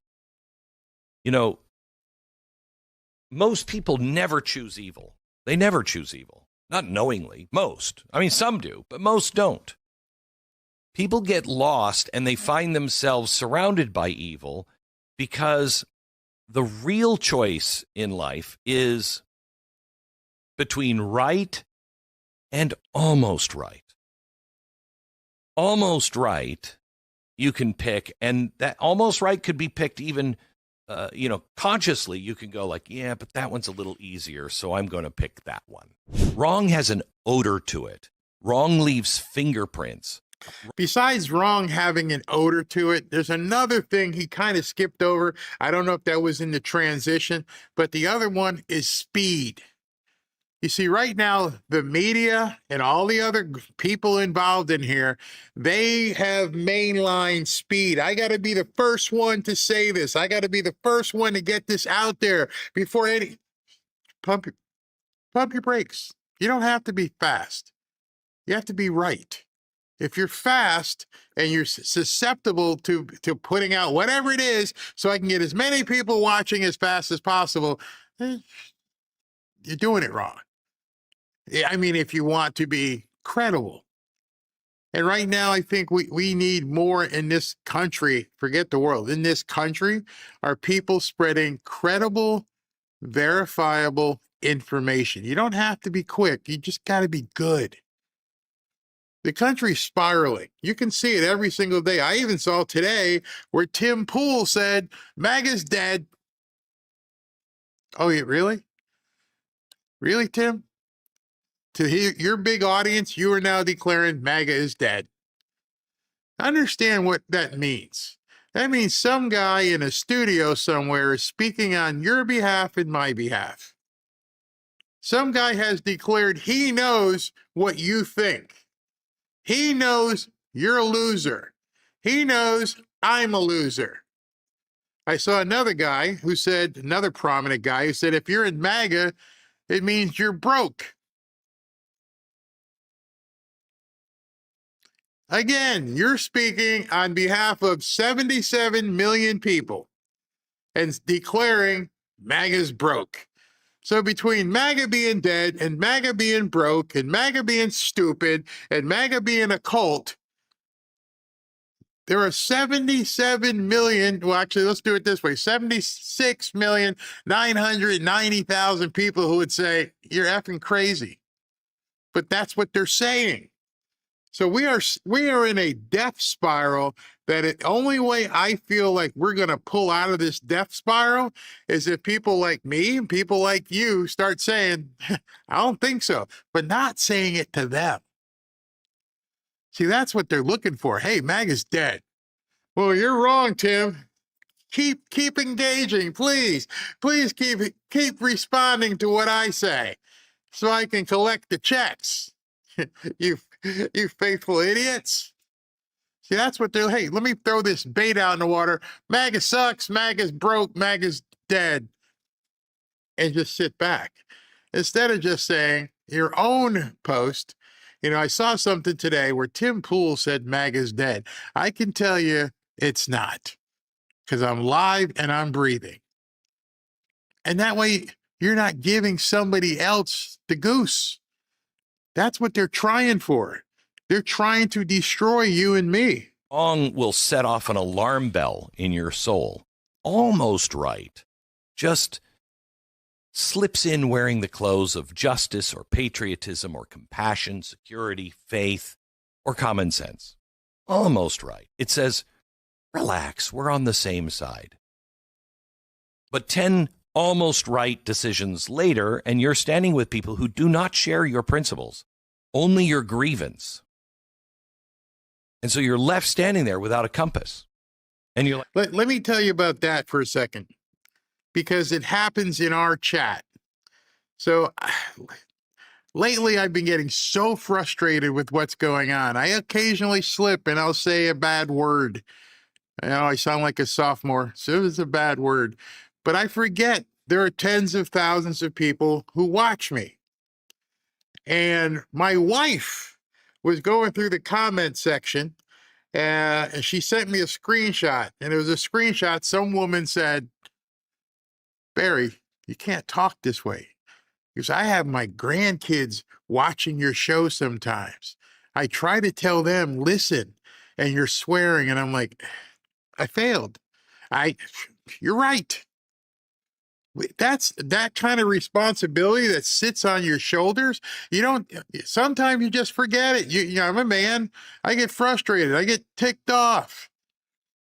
And so it's one of those things where you have to realize each another's audience. That's an old Shakespearean thing written into a song by Geddy Lee of Rush. Each another's audience inside the gilding cage. And I have to make sure that I elevate my game every single day. It's so funny. SV just sent me a text a second. He goes, you told me an hour ago you didn't have anything to talk about. And here we are almost 2 hours later. I know. I don't know. I don't even know how to do the truth. I don't know how do I even find the truth? How do I know what the truth is? May I give you some principles that you can use as a compass? Truth before tribe. Truth before tribe means you don't lie for your side. You don't trim the facts for your side. You don't just leave some important details out for your side. You don't pretend, not to know what you know because the other team might benefit. Truth before tribe. Really important. Number 2, human dignity before ideology. That means you don't ever turn people into abstractions, whether they're Jews or Arabs or immigrants or protesters or soldiers or political opponents, talk radio hosts, and whoever it is. We have to start looking at people as individuals. Human dignity over ideology. Liberty, number 3, liberty under law. That means Freedom never comes from mob permission, ever. It is ordered freedom, restrained by principle and law. Equal justice means your enemy gets due process too. This one is so hard. And this is one that is going to come into play in 2026, 2026, maybe 2028, because, people think an injustice is done. And how many times, and in fact, there's certain people, I won't mention her name, but there's somebody who posts every single day, it's March 17th, 2026, and nobody's been arrested from the Biden administration. Every single day. And I think to myself, are you the Attorney General? Do you understand what President Trump is doing? Do you understand at all how this process is playing out? And I will answer that question right now for myself. No, I don't. I don't know what his plan is, but I can see that they're working towards something. That's why I said yesterday, and a lot of people were like, Barry, what are you talking about? Maybe this, and I said, I'll say it again, maybe it's not about winning the midterms. And it shook people. What do you mean? Maybe it's about making sure that people have the ability to determine their destiny. I have no problem if a fair slate is in place and a higher number of people of our own country decide this is where we want to go. Because, here he comes again. Hold on. Let me bring it. We'll come back to that. This is President Trump at this event. Healthy guy. Between you and you, you've done very well medically, I can tell you. But there's a lot of truth. It's too long a story to tell, but these two guys are very special. I want to thank our great speaker. He's a great speaker, actually. He's a great speaker. Because when you think of everything that we've passed with a sometimes majority of one, when we get back to 2, 3, and 4, Mike, we think we have it really made. We lost a couple, and we had a couple of people. They're in heaven now. They're looking, and that didn't help us with the vote, but we're doing all right, and you're getting things done like really nobody. I think there's never been anything like it. So I just want to thank you. You're doing a fantastic job. And I want to thank them. I'll stick with it. But, and then your family is so incredible, too. So thank you very much. And to every friend of Ireland in this room today, I just want to wish you a very happy St. Patrick's Day, special day. It's a very great day. And to Taoiseach, you are a man that I've gotten to know, and you mean business. And he can tell a story like nobody can tell a story. And then he said, how did you speak for almost 2 hours? A couple of weeks ago at a call, I'd called State of the Union. I said, you could do it very easily. I guarantee you that. He could do it. But we've had a really great relationship. And Mary, thank you very much. Terrific. Thank you very much to be with you both. I hope you enjoy your stay. Also with us is House Majority Leader Steve Scalise. Steve, great job. Deputy First Minister of Northern Ireland, and they get along so well. I saw that. You get along very well together. That's the way it's supposed to be, huh? I don't know if I should be promoting merger. I love mergers, but I didn't know. We're going to get in a little trouble. We're going to get in more trouble with that than the beauty. But Emma Little Pengali, thank you very much, Emma. Thank you very much. And the ambassador from the Republic of Ireland, Geraldine Byrne-Nason. Geraldine. Thank you, Geraldine. Thank you very much. Ambassador from the United Kingdom, Christian Turner. Christian, thank you. Thank you. Thank you, Christian. Thank you very much. And the U.S. Ambassador to Ireland, a great golfer. This guy can play golf. He can play golf. Walshy, right? Can't you, huh? But Trump's not bad. I know. He's a great player, and he's having a lot of fun over there. What is that for a guy who loves golf? Is that the best location? Can you imagine? Ambassador to Ireland? That's got to be the greatest job in the world. Anyway, have a good time. Have a good time. You're doing a good job. As many of you know, this year we're celebrating something that is very special, the glorious 250th anniversary of America's founding. That's a big deal, and I'm very happy to be here. I wasn't supposed to be president right now. It was supposed to be maybe in Ireland, taking it easy, or someplace taking it easy.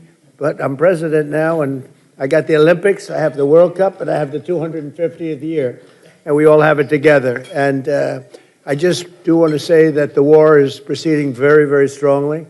We're doing very, very well in Iran, knocking the hell out of them, and you have to do that. We can't let them have a nuclear weapon. They were 2 weeks away, in my opinion, 2 weeks away from having a nuclear weapon.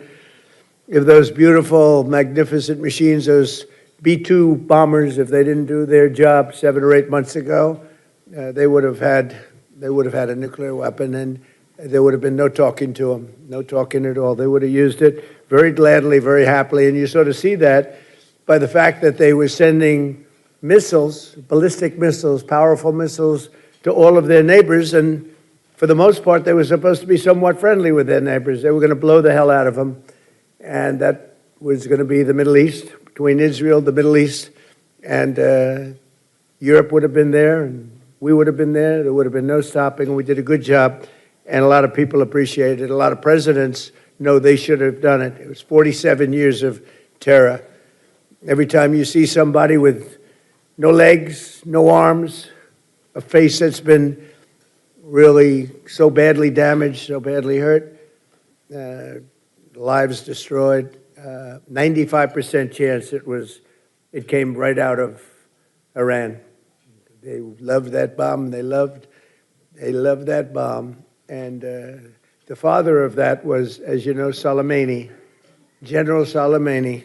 And we got rid of him in my first term. And if we didn't get rid of him, I think it might have been a different story, because he was a bad guy, but he was a brilliant guy if you like to fight dirty.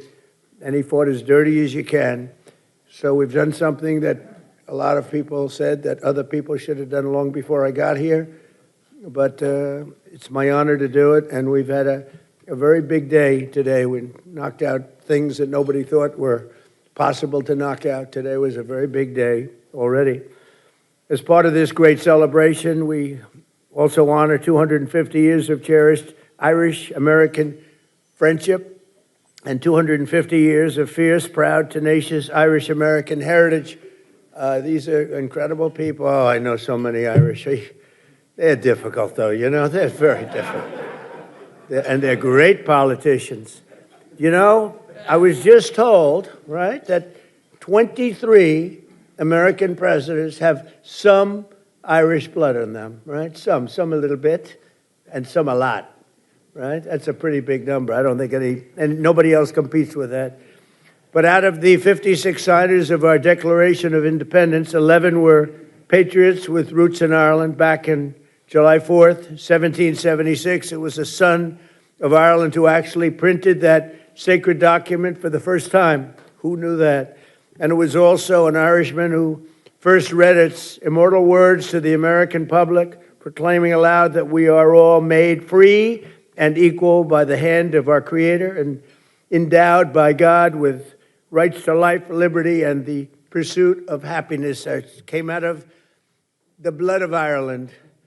The Irish did not come to America. They helped found America, the fact is, and they helped build America. And these are incredible people. I know them well. And with a little bit of Irish luck, they helped make America into the most exceptional nation the world has ever seen. And we're doing better. We had to do a little excursion, if you don't mind. A little excursion to take care of nuclear weaponry in the hands of maniacs. But other than that, in a couple of weeks, and won't be much longer, it's moving along fast. We're way ahead of schedule. Did you know that, Mr. Speaker? I'm trying to save a lot of money by being ahead of schedule. We're way ahead of schedule. Nobody would have thought, a great war historian told me today, nobody would have thought you could do that much damage in that little time, 2 weeks. But we're way ahead. But we had, prior to that, and really I guess you could say after that, but prior to that, and it'll bounce back so fast, the oil prices will drop like a rock, and the economy is so powerful, so strong. And, we hit 50,000 on the Dow. Think of that, 50,000. I was told you'll never hit 50,000, not for the first 3 years. Maybe at the end of the fourth year, you might be able to hit it. We hit it in the first year. And we then hit 7,000 on the S&P, and that was even more of a long shot, Steve. That was a chance that they said you couldn't do that. That was harder than 50 on the Dow.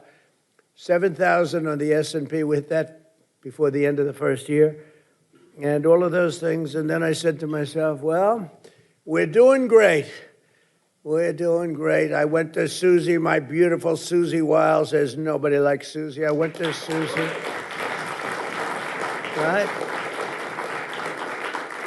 And everybody's with her, and she's a great woman, really. She's a great woman.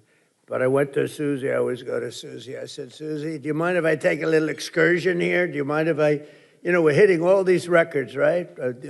More people are working in the United States today than ever before. I could name this. I don't want to bore you because this is all about Ireland. This is all about, but you're a big part of it because you're a big part of this country.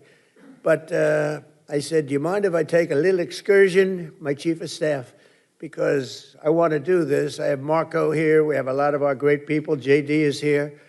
They're all here. And I say, let's do this. We got to do it right. Should have been done by many presidents. Should have been done long before 47 years. It's 40 years of living in terror. They're called the bully of the Middle East, but they're really the bully of the world because he used oil to bribe, right? They used oil to bribe and to, gain power. I don't know what they gained. What did they gain? What the hell? How are they doing? Not so good. They're all gone now. Every one of them, they're all gone. We don't even know our biggest problem, we don't know who to deal with. Over here, I can call the Speaker of the House. He's so powerful. I can call him. I can make a deal. Maybe. I can even call your Democrat counterpart, this guy. I said to Kelly, what do you think of your counterpart? He said he's a great guy. This is Republican, Democrat. I never thought I was going to hear that about you. Let me shake your hand for a second.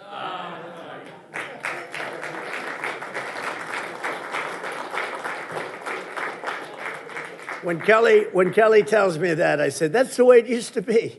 That's the way, not so long ago. And maybe someday that's the way it'll be again. It's really great. But I said, do you mind if I take a little excursion? Because we have to do something. And it'll be a short-term excursion, but we have all these great things going, and we had to, we could have gone up. It was only going in one direction. But I think now it's going to go much higher than it would have gone had we not taken this little journey. And so I appreciate all of the people that have worked with us. That was not an easy decision to make. We have a country that was hotter than any country anywhere in the world and doing great in every way. And I say, we have to put out this cancer. It's a cancer.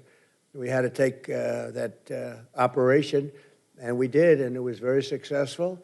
And it continues. Frankly, as somebody said, they could leave today, and it would take 10 years to rebuild the damage that's been done.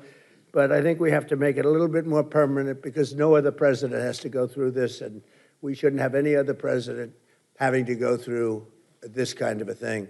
And if they didn't want to do it, if for some reason they didn't want to do it, we'd have the same problem. We don't ever want to have that problem again, not with lunatics. We can't have lunatics controlling nuclear weaponry. So I just want to thank everybody. Let's get back to Ireland. Do you mind? Ireland, we don't mind. Ireland is a nice place. I love Ireland. In fact, we're going to have the Irish Open at a property that happens to be owned by yours truly, but I have nothing to do with it. I own it, but I don't even like to talk to my son. He says, Dad, we're doing great with the I'm allowed to run it, but I don't choose to. Dad, we're doing great. Eric calls up. He's doing a good job. Do you like Eric? I think so, right? Who doesn't like Eric? But he calls up, Dad, we're doing a great job in Ireland. Oh, what's going on? Well, we're doing this and that. Tell me. I said, don't tell me about it. I don't want to know about it. I don't want to know about it. Of course, if we were treated badly, I'd let him know very quickly. But I think you are very I think you are very proud of what's been done over there by the Trump Organization, right? It's one of the greatest places, one of the greatest golf courses in the world. And it's an honor to hold the Irish Open there. It's coming up very shortly, and it's a great honor. Thank you. And say hello to Rory McIlroy and all of those great players, because they are truly great talents, and they're wonderful people, friends of mine. But over the centuries, 130 members of the House and Senate have been born in Ireland and been elected to work in these great halls. Think of it, it's a lot. Our national anthem itself was signed by the sight of the Star-Spangled Banner waving over the fort named for the son of Ireland, Fort McHenry. When Americans ventured west on the Oregon Trail, they were guarded by troops stationed at Fort Riley, named for the Irish-American warrior who President Grant called the finest specimen of physical manhood I've ever looked upon. We didn't know that about President Grant. I think we just learned something. But I could say that about your sons, okay? Kelly, I could say that about your sons. One's a boxing champion. They're like champions. Who would think from this one? It's got to be from them. Well, I didn't know about your Italian roots either. I thought he was a super wasp. You know, to me, Mike was always a wasp. Now I learned that this is serious Italian stuff, right? Well, that'll be good for you, I think. You know, his image has changed a hell of a lot very quick. He's great. Even today, when Americans visit Gettysburg, they find a Celtic cross honoring the soldiers of the famed Irish Brigade and defended our Union in its pivotal hour, most pivotal hour, and they were there. And it said that more than 50% of all congressional medals of honor are awarded. Think of that. 50% went to people who had parents, one or the other, Irish American. That's a lot. We're going to have to look. That's because we have so many Irish politicians. That's how that works. But we can't let that. We got to make some changes in that. That's too many. Don't you think, Kelly? I think. But from 1776 to today, our country has stood strong and free, in no small part due to the spirit of the warriors. You really are warriors. You're incredible. And the Fighting Irish, you know, Notre Dame, the Fighting Irish is a reason for it. I don't know how many Irish people are playing on the team, though. How many Irish people do we have on the team? I'm not sure we have so many. Well, you got him. You have Kelly. Kelly's a warrior, let me tell you. As the Taoiseach has said, and the President reminds us today, the United States and Ireland continue to build upon the age-old bond together. We are strengthening the ties of culture. We have a tremendous deficit, by the way, I want to tell you right now. I looked at the numbers. You guys are much better business people than our past politicians. We have to talk about that deficit. Are we allowed to talk about that today? It's a substantial deficit. Okay, tomorrow. Okay, Walt said tomorrow. And cooperation that really does stretch back many, many generations. Under our leadership, as we speak, Irish companies are investing more than $6 billion into the United States, including $45 million in Pennsylvania, $70 million in Colorado, and over $100 million in New Mexico and Ohio. And I'm hopeful that we'll soon reach a deal to let American liquefied natural gas, and that'll bring down your deficits a lot. So I think you have to make this deal with us. We, got to do something. But these companies are going to be fueling your homes and factories and all of the other things. We have a lot of energy in this country. We have more than anybody. We have the most energy of any country in the world by far. So we want to sell a little of that to you. And the deficit will come down, down, down, and everybody's going to be happy. So you got to buy a lot of our stuff.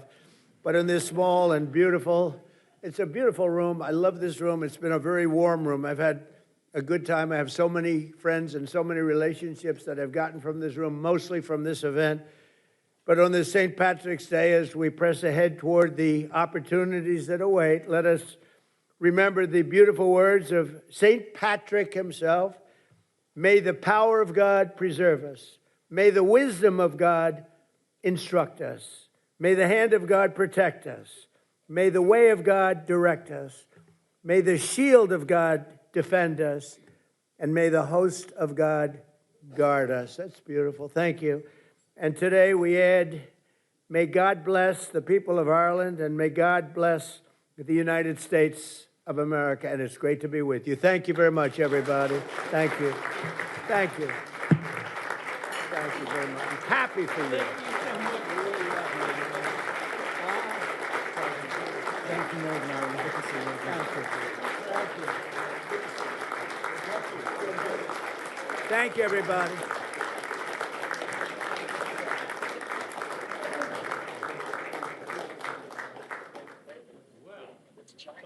Well, right. Thank you, Mr. President. For saying that my sons are tougher than me, that's really appreciate that on national television.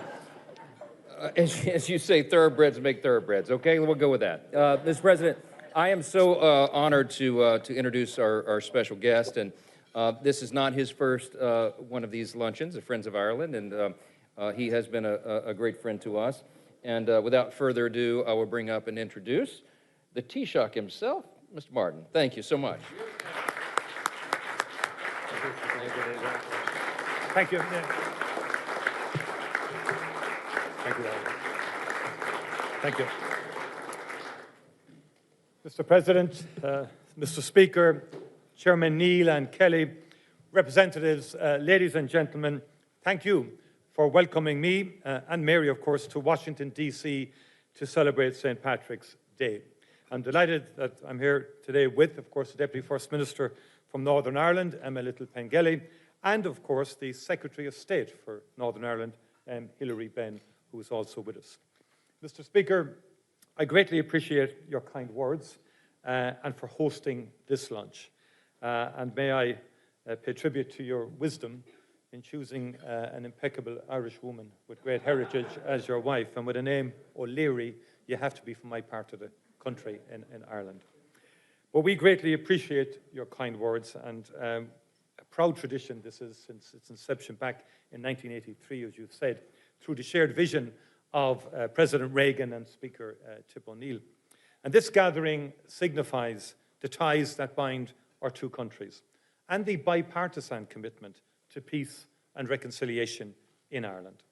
Almost 250 years ago, this country embarked on a great democratic experiment, one driven by the idea that we all share natural rights to life, to liberty, and to the pursuit of happiness.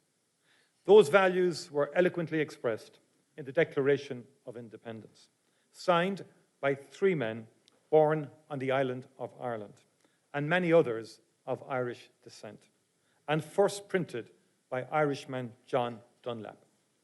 Since the founding of the United States, Irish people have been at the beating heart of American democracy and civic life. As politicians, faith leaders, police officers, firefighters, nurses, community leaders, and construction workers, Irish people helped to build the American dream with tenacity and with courage. As all of us in this room know, courage comes in many forms. Mr. Speaker, today I am reminded of Margaret O'Hehry, a woman born into deep poverty in County Leitrim in 1813, who found a better future in your own state of Louisiana.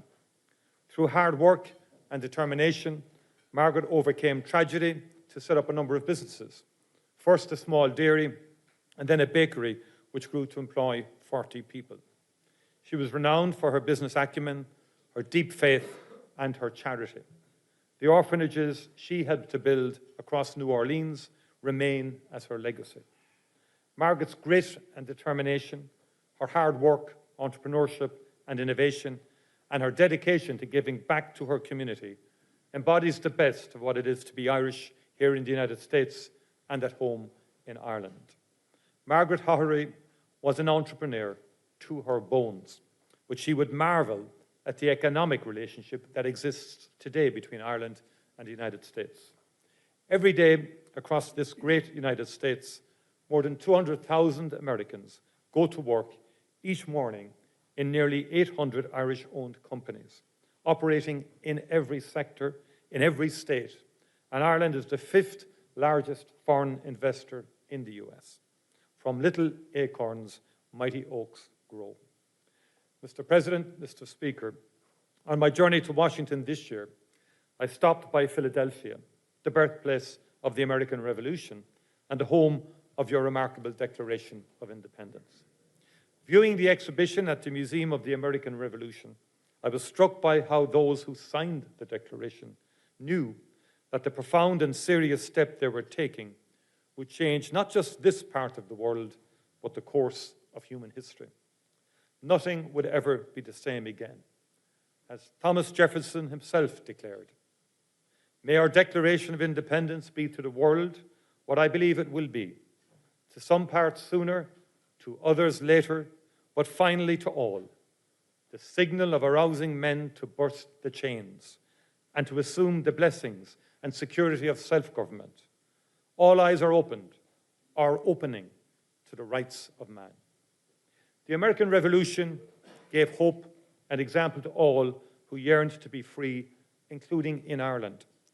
That the great republic launched in 1776 exists today owes much to the vision and wisdom of its founding figures, but it also owes its enduring strength to all those who have played their part in sustaining it, including in those who have served in this august building. Mr. Speaker, Congress continues to play its vital part in the story of American democracy under your leadership, Mr. Speaker. Congress has also brought people together across the aisles to play a pivotal role in achieving and securing a lasting peace on the island of Ireland. I pay tribute to the generations of people who have served here and who believed in and invested in this peace. We will never forget them. We will always remember that in our darkest and bleakest hours, they kept the faith. And we still need your support and your energy to maintain that peace and to support reconciliation. Mr. President, thank you for your friendship for Ireland, a country you know well. Thank you, Mr. Speaker, for your gracious hospitality, for this opportunity to break bread with so many true friends of Ireland. There is truth in the Irish proverb that the road to a friend's house is never long. Thank you, co-chairs Mike Kelly and Richie Neal, for your unstinting commitment to peace and prosperity on the island of Ireland.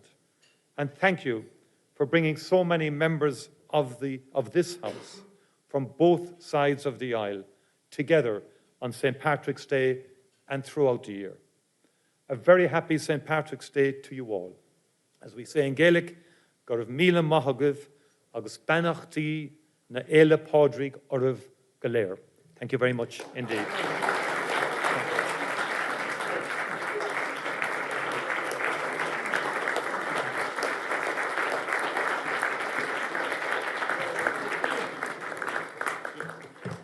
Thank you so much, Taoiseach. And Mr. President, again, I told him he had an hour and 47 minutes, Senator Welch, because that's how long the State of the Union was, and he was much shorter, so thank you for that. It is a short road to the People's House, and we're glad to have you again. Now, my friends, I get to introduce two musical acts for us today. We're very excited about this. We're blessed to have twice the entertainment today. So the first is a musical very much in the spirit of this historic year for us, the American 250th anniversary.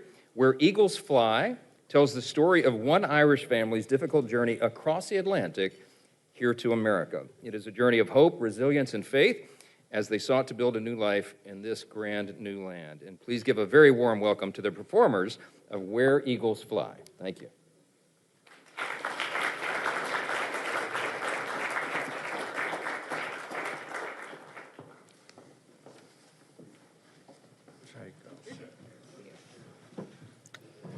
I got to hear the music. I'm a big music person, so he spoke for a short period of time, but let's go ahead and listen to the music. Hopefully. Firstly, Mr. Speaker, thank you very much for your kind invitation to perform at this very prestigious lunch.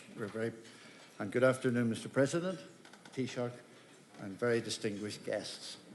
My name's Trevor Marshall, and I'm very proud and delighted to be here today. I'm the executive producer of this new musical called Where Eagles Fly, and it celebrates the contribution the Scots-Irish made to the history of the land of the free. Many other nationalities have also played a significant part in the creation of this great nation. But today, on St. Patrick's Day, it's all about the Irish. Yeah. And their story is remarkable. This year you celebrate 250 years. You don't make it easy. The semi-quincentennial, got it, I think, since the adoption of the Declaration of Independence. Many do not realise the impact the Scots-Irish have had in building this great country. The musical is intended to tell their story in a most amazing way. I'm a direct descendant of the leader of one of the first expeditions to America. The Reverend Robert Blair set off with 140 Presbyterians in the year 1636, 400 years ago almost. They left a little town called Grunsport near Belfast and fleeing persecution, seeking freedom to live and worship according to their consciences in the New World. His story inspired this musical. The Scots-Irish are the bedrock of the United States. Their deeds have shaped the nation from the Declaration of Independence to the moon landings and beyond. They've provided leadership out of all proportion to their members, whether it's politicians, soldiers, business people, inventors, or clergy. And 19 out of 47 presidents claim Scots-Irish roots. May surprise some to learn that the early Presbyterian settlers were responsible for soldiers such as Davy Crockett, performers such as Dolly Parton, business leaders such as Thomas Milne, and of course, many, many presidents, including Andrew Jackson. Now, Andrew Jackson has for a long time been regarded by many as the greatest president in American history. Many now think he's about to be trumped. Thank you.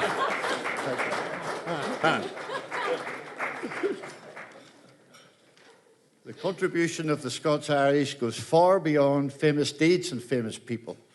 It is their character and ideals, especially their love for freedom, that has had the greatest impact. For they have literally defined what it is to be American. Finally, the creator of this great musical and my great friend, John Anderson, sadly passed away before realizing his ambition of bringing this show to America. John would have been a very, very proud man today. So here's a short excerpt from the musical. I hope you enjoy it. It's called Where Eagles Fly. Thank you.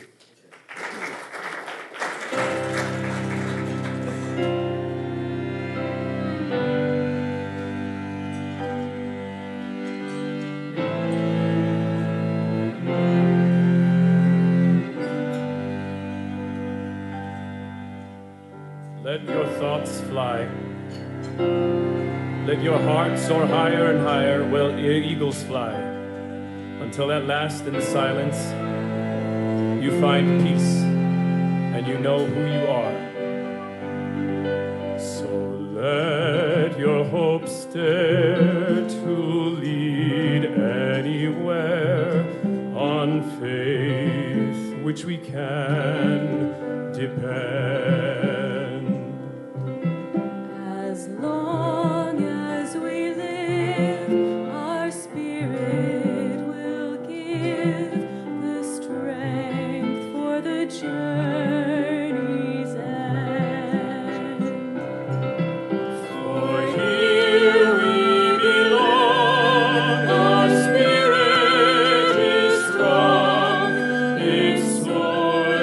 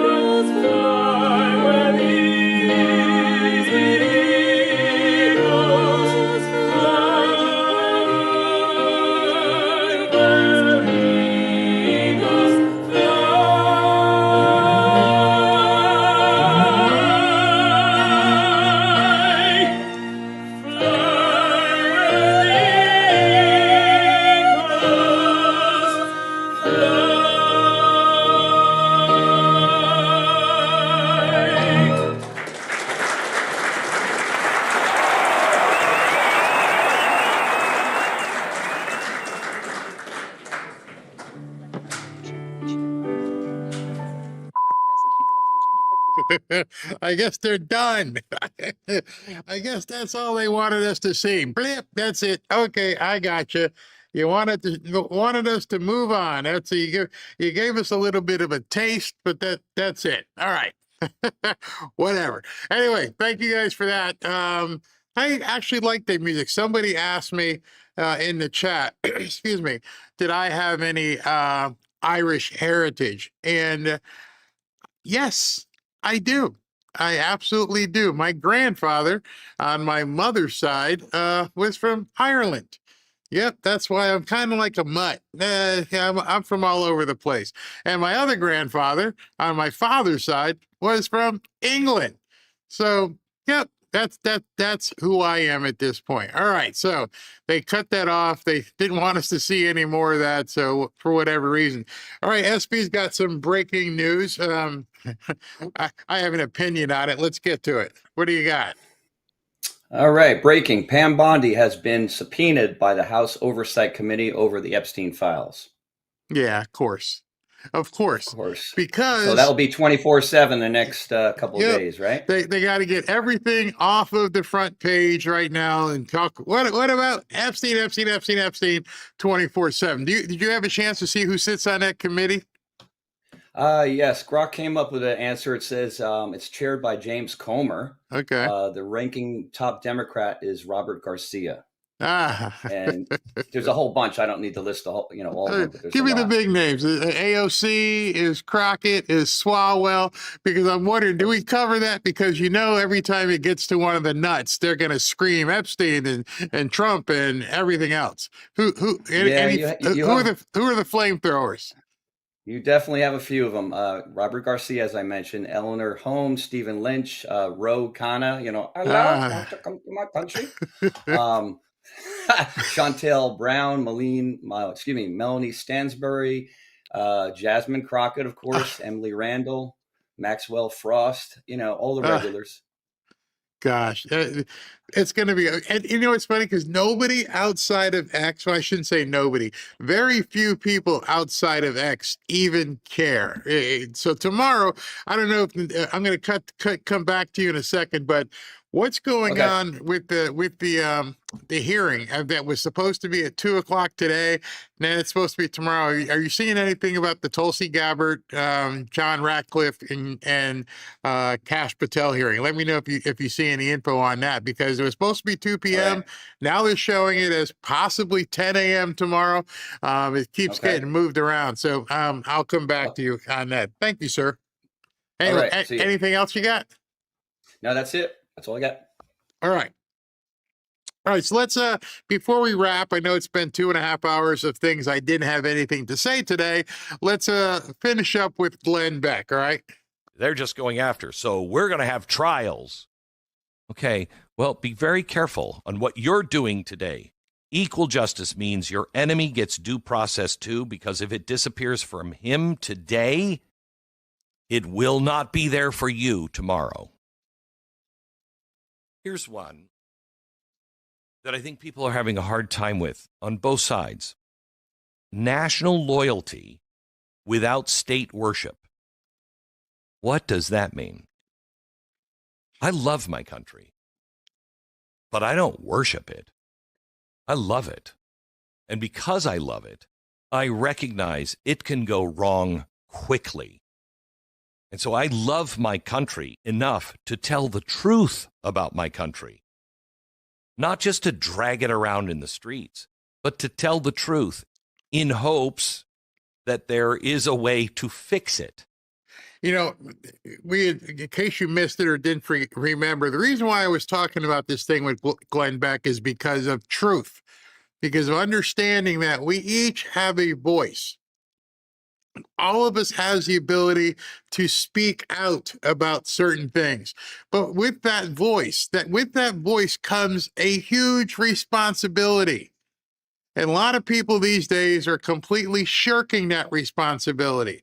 They don't care about that responsibility. It means absolutely nothing to them. They rip up integrity.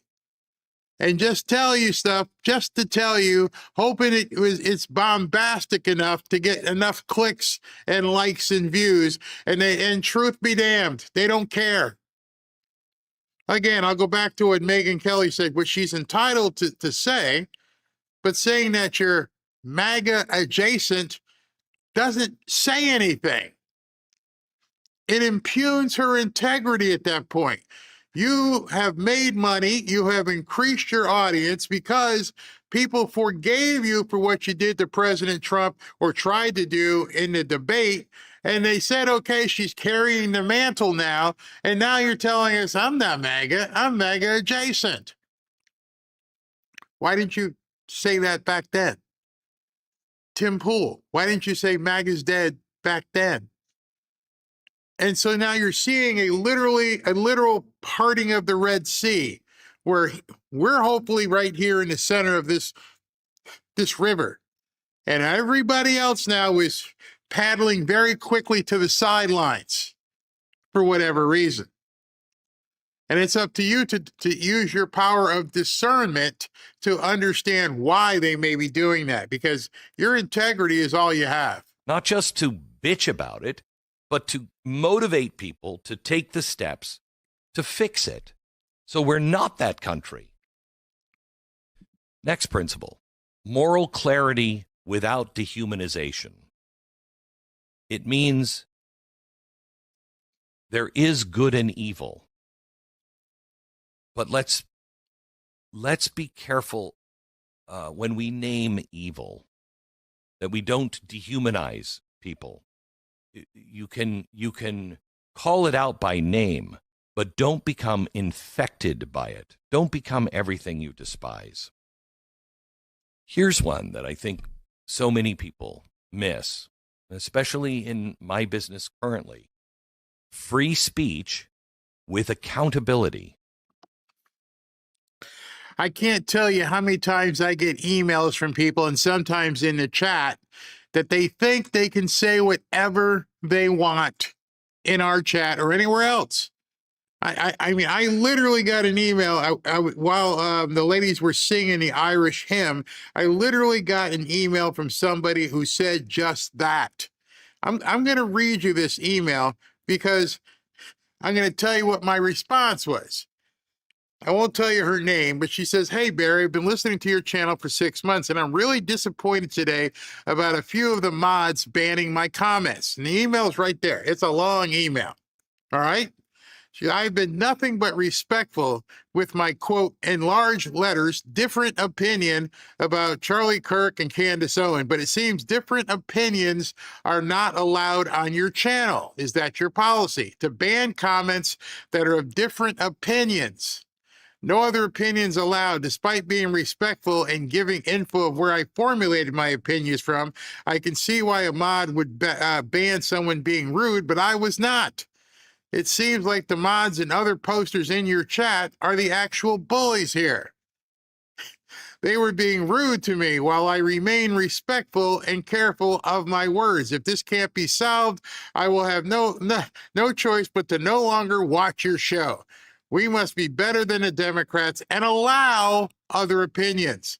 I thought of all channels, this would be one with free thinking. Please let me know if you want me to leave your channel or if the mods can be directed to allow, quote, different, in big, bold letters, respectful opinions.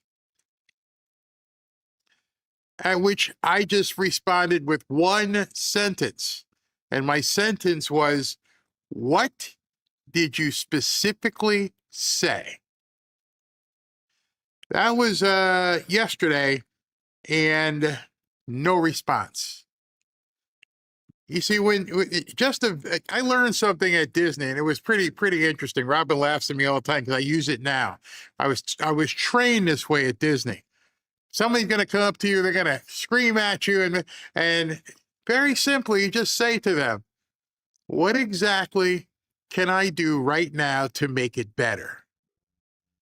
And I will tell you that one sentence can make people completely go, "What exactly can I do right now to make it better?" It's so bad that if I use that and say that, and if Robin and I are having an argument, she's like, oh, don't go Disney on me, because it works so well. It diffuses people to the point where, oh, and in case you ever go to Disney and something like that happens, the person asking you that question has broad discretion. I've had people say, I need a free night in a hotel. Will that satisfy you? Yes. You got a free night. Go. Huh? You just said, I just want a free night in a hotel. Okay, you got it. So it's over, right? We're done. I'd like to have my complimentary dinner tomorrow night. But here you go, done. And so I said to this person, because at that point, me at Disney, my accountability was to diffuse the situation quickly according to the customer's desire. And so I just asked this woman, what did you specifically say? Crickets. Because at that point, I'm holding her accountable like she was trying to hold you guys and the mods accountable. It's easy to say I was picked on until you have to recount specifically what you said. And it works so well. I mean, I can't tell you how many emails I just sent it back to them.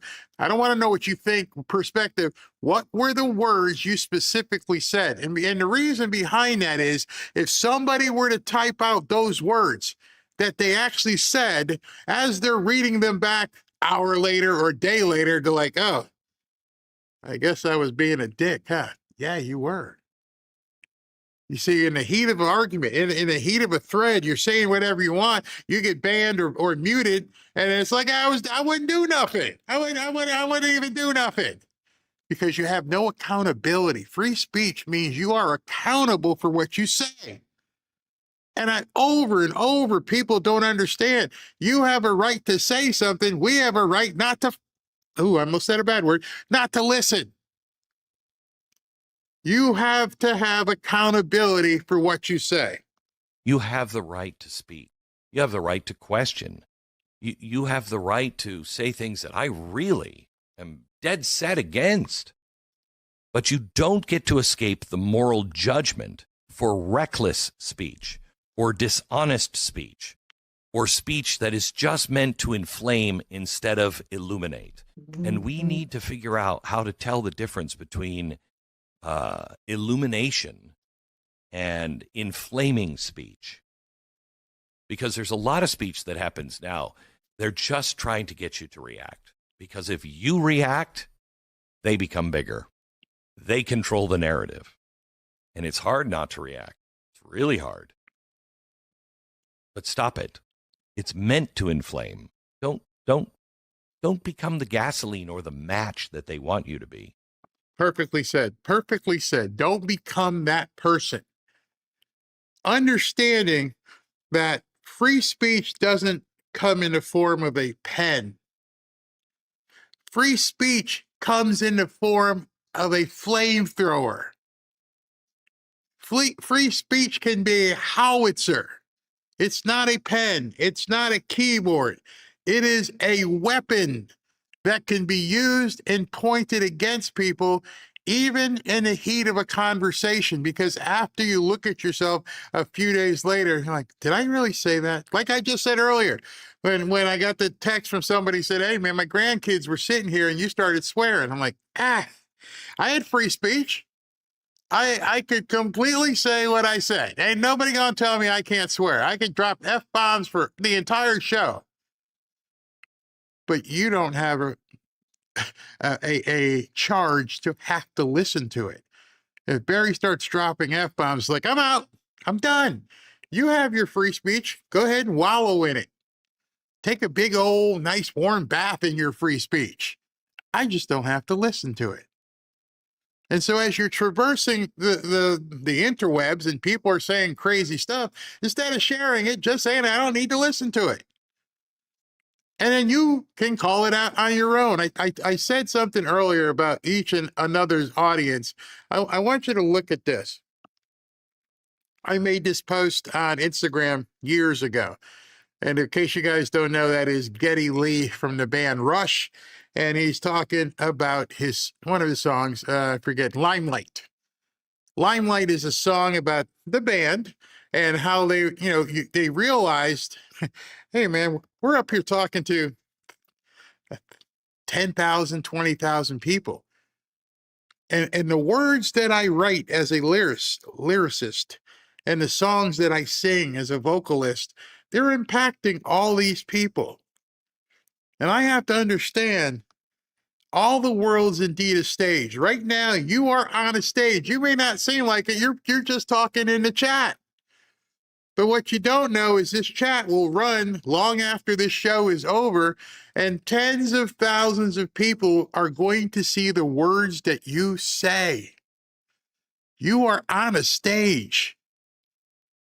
And so the mods that are in here are trying to make sure that the whole audience is okay and that you're not inciting anything. All the world's indeed a stage, and we are merely players. We're just up on the stage. And the last part is what you really need to bring into and understand. Performers and portrayers, each another's audience. While this may be my show, you are also on stage. When you're on X, it may be Elon's platform, but you are also on stage. You have an audience. You may not even know you have one, but people are watching what you have to say. And they are consuming it until they don't want to consume it anymore. The whole problem, and this goes back to the media right now and how they're treating President Trump and how everything is bad all the time. Trump sucks. America sucks. We're the big bully. We're the big Satan. All the stuff that they're saying is meant to get you in a certain mindset where you're like, yeah, he is. And so hopefully you can start saying it. Where is this thing here? Got to show you this before we go. Wait a second. They're asking me for some sort of verification. Wall Street Journal. I have never seen this kind of thing before. There's a slide right to secure your access. All right. That was weird. I couldn't even see the article unless I decided I was going to verify it or something. So here's the article. I can't see it because I am not paying the Wall Street Journal for it, but it's pretty simple what they're saying here. Let me just bring it back. I don't want to create an account. Now they're not going to show it to me. Now I can't see it at all. But anyway, it said that they're on purpose printing, and I was amazed seeing that the Wall Street Journal said this, but they're putting out information solely, not talking about themselves, but they're putting the other people in the media are putting things out that they think is fit. Remember what was the slogan? All the news that's fit to print, and now it's become all the news that's fits to trash Trump and MAGA. They don't really care anymore about doing anything that is to really tell the truth. We are living in a completely post-truth world. If you don't know what that means, you might want to go look that up. A post-truth world. Well, I don't want to live in a post-truth world. I want to live in a world right now where people, even if they're tweeting or posting in a chat behind an anonymous handle, that they still feel some sort of accountability. And if they don't, I don't need to discuss anything with you. It's funny, like even when I get my emails from people and I see what they're saying, I've asked them, "What's your real name?" I don't want to talk to Oak Tree 152. Oak Tree 152 doesn't mean anything to me. You want to email me because my email is public and you're getting a response from the actual person? Who am I talking to? Oh, crickets. You see, it's easy in today's social media world to pretend like you're of some substance until you're, as Glenn said, held accountable for what you say. Everybody has free speech to an extent until somebody says, I don't care to listen to your speech. And so right now, as you're traversing the interwebs and you're clicking on buttons and everything else, and you're seeing some of the most egregious stuff being said about President Trump and the terrible things people are saying about MAGA, you can just choose not to listen to it. And you definitely can choose not to share it. And so as you leave here today, and we'll be back because President Trump's got another event tonight, just understand that. Every single one of you here, every one of you that are subscribers, you choose to let me into your life. Just as quickly, you could choose to say, nah, I don't want you in my life. And as such, SV and Roaring Rage and Beth and Severo, they can do the same. Oh, hold on. I'm going to take this before we go because this is John Thune getting ready to come out here and BS us about the Save America Act. Let's hear this. Let's hear this BS. I think as everybody knows, we are looking forward to having an important battle on the floor of the Senate this week on the Save America Act. And obviously the message that came over from the House includes a couple of key components. One of which is that you have to prove citizenship to be able to register to vote in this country. And the second component is that you actually have to show an ID to vote in this country. We think those are both things that are overwhelmingly popular all across this country, no matter what your political party is. And to sort of illustrate, I think, how this issue is something that a lot of people resonate with and connect to, is the fact that pretty much everything you do in your daily life involves showing an ID. You know, whether it's opening a bank account, getting a hotel room, picking up prescription drugs. You need a card in many cases just to get into a library. I mean, these are things that are just basic, fundamental aspects of our everyday life. We certainly ought to be able to apply them to something as important as voting in this country. And if you think about it, even the Democrats who are complaining loudly about this, required a photo ID to get into the Democrat National Convention. And there are a number of our colleagues, Democrat colleagues on the other side of the aisle, who require a photo ID just to attend their official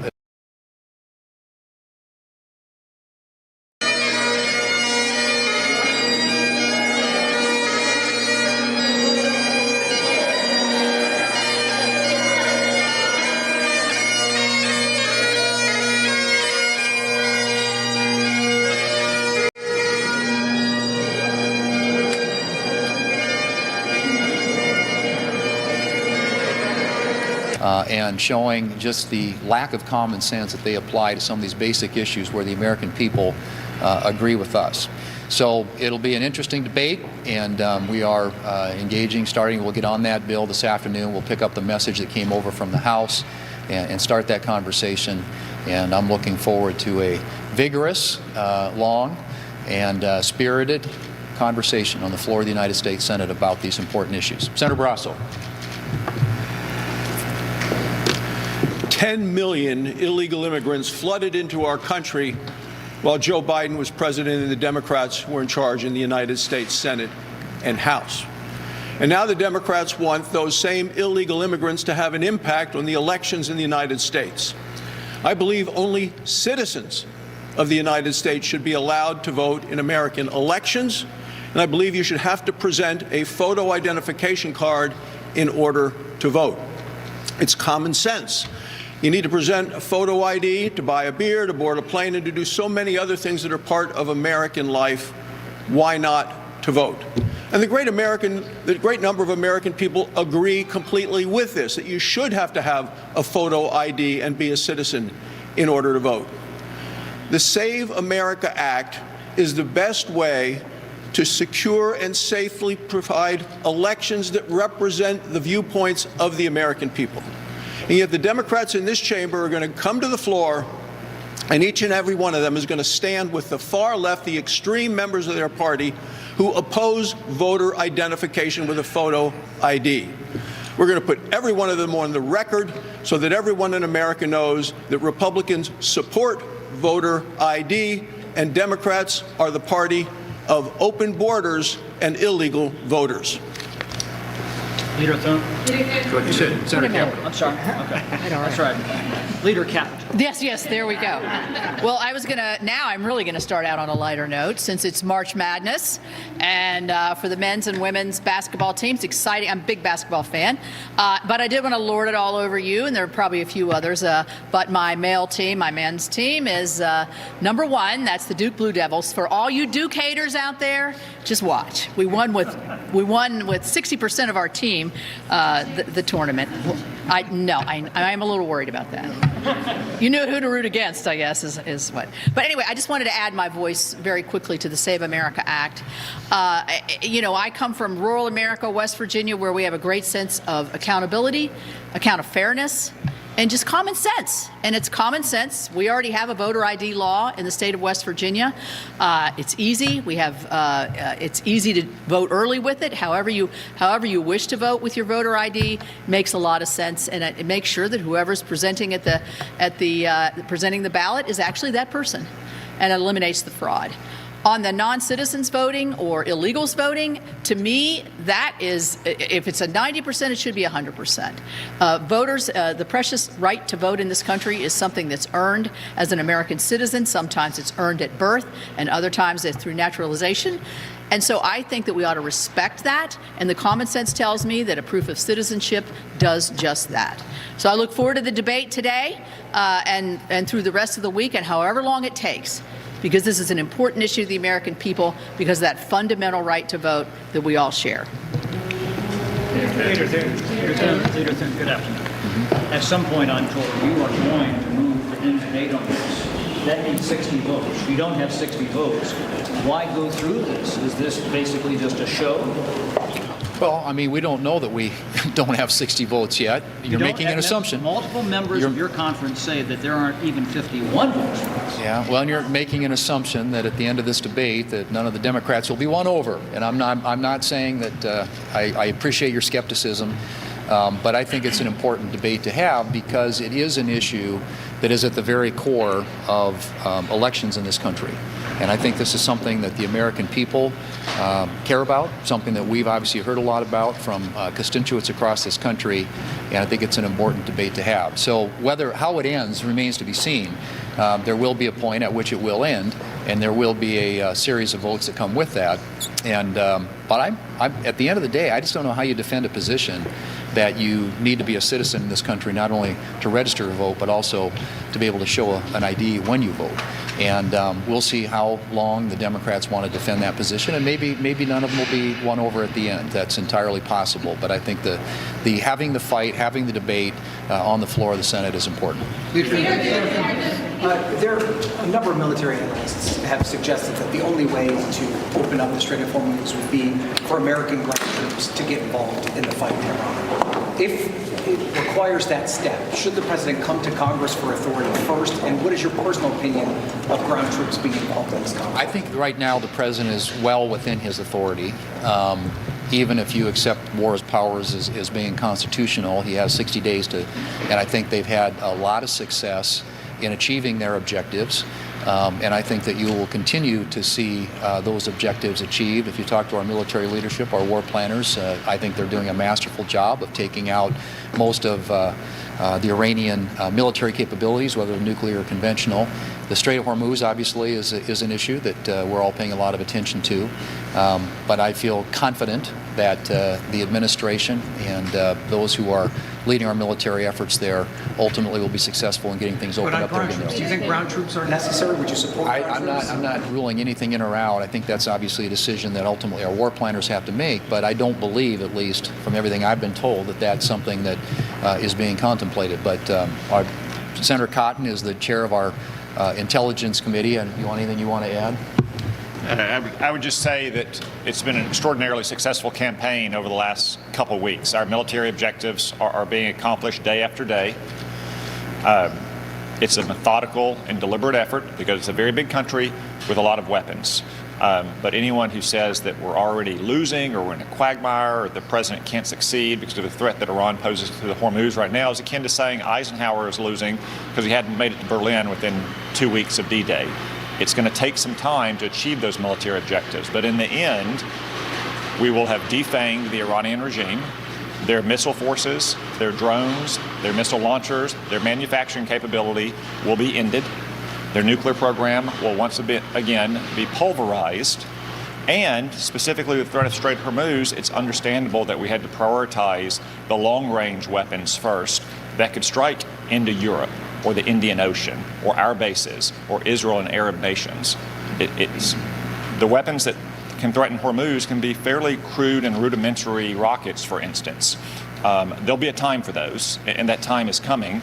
And like the President said, we shouldn't rule in or out any option, but obviously it was a very carefully planned operation, and I commend the leaders of our military and our operational commanders and the troops who are executing it to a T every single day, reducing Iran's military power to rubble. But Senator, can I ask you, you have advocated for this operation to wrap up sooner rather than later. Do you still hold that opinion, and what do you put that into context for us? I'm not sure I've advocated for it to wrap up on any specific timetable. I've said that based on my conversations with the President and my understanding of Iran's military capabilities, I would expect it to take weeks, not days. And we're only a couple weeks into it. And again, every single day brings hundreds, if not thousands, of strikes into Iran that steadily and methodically degrades their military. And the end state will be a country without the defensive or without the offensive capabilities to continue to terrorize the United States, Israel, our Arab friends, and the civilized world. Leader, that floor time is the coin of the realm. Right. How does it help you if you are using up valuable floor time by having an extended debate on this issue, the SAVE Act, when you have other consequential legislation to deal with, such as a war supplemental, maybe a farm bill, other things that the country needs to have addressed? There are other things that we will have to deal with, but we have a window of time here. And obviously we slotted this in after passing the housing bill, which was a big bipartisan win last week, got almost 90 votes in the United States Senate. So there are other issues, as you point out, potentially supplemental. We haven't seen that yet, but there is a farm bill. There's permitting reform. Senator Capito will be in the lead on possibly market structure legislation dealing with digital assets. Could be a farm bill, highway bill.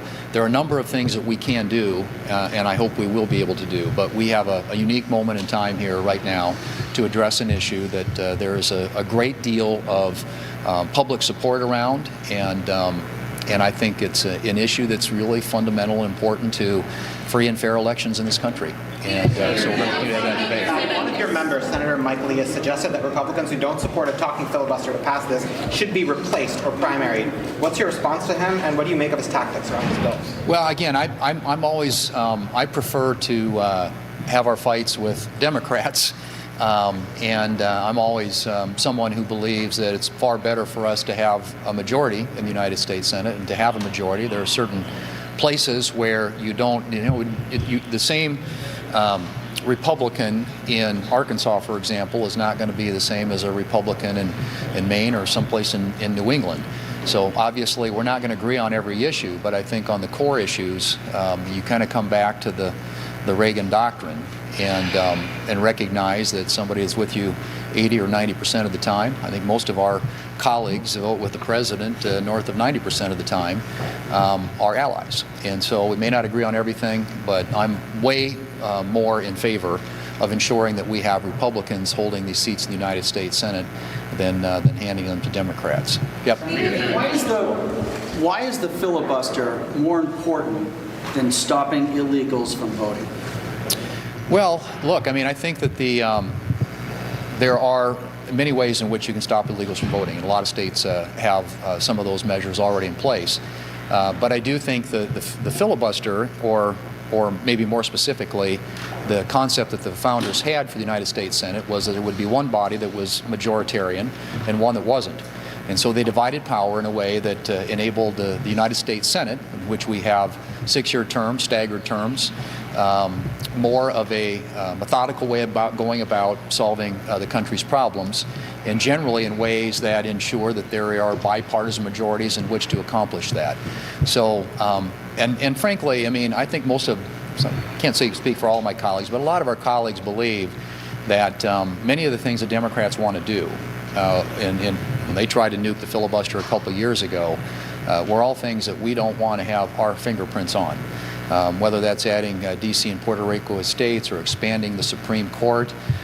You can go right down the laundry list of nationalizing elections. You can go right down the laundry list of things that I think there are a lot of myself and my colleagues have grave concerns about if the Democrats ever had that power handed to them.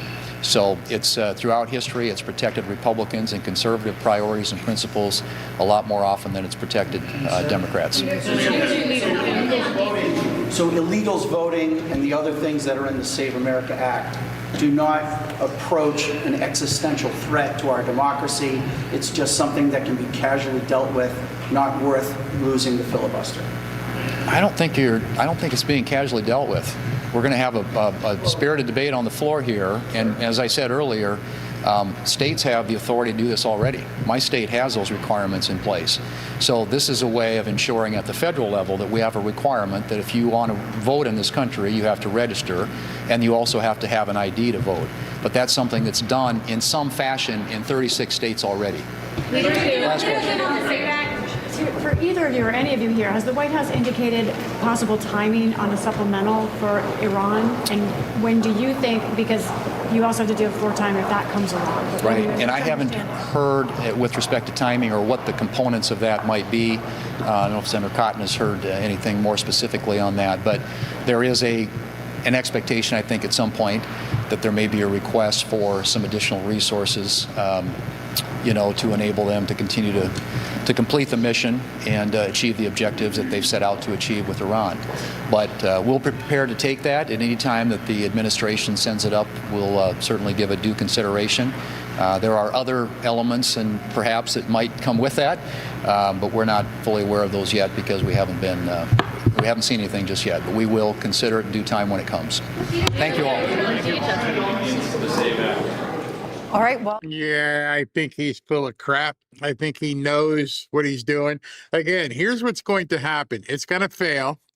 Just for him to even posture like, you don't know what's going to, yeah, we know it's going to happen. It's going to fail. But what it allows the I won't say traitorous, but the weak-spined Republicans can all vote yes, so they're not at all impugned, so everybody thinks they're behind it, because if you know it's going to fail in advance, oh, yeah, I voted yes, I tried to make it happen. Whereas if they actually nuked the filibuster, then you would get a true picture of who's behind it and who isn't behind it. But every single one of them are going to vote yes because they know it's going to fail and they can hide behind the failure. And that's why it's such a big push to do the talking filibuster and make it go to 51 and show us specifically who it is that doesn't want to get it done. President Trump posted this early this morning. The Save America Act is one of the most important and consequential pieces of legislation in the history of Congress and America itself. No more rigged elections, voter ID, proof of citizenship, no rigged mail-in voting. We are the only country in the world that allows this. No men and women's sports, no transgender mutilization of our children, 90% to 99% issues across the board. Completely correct. Only sick, demented, or deranged people in the House or Senate could vote against the Save America Act. If they do, each one of these points separately will be used against the user in his or her political campaign for office.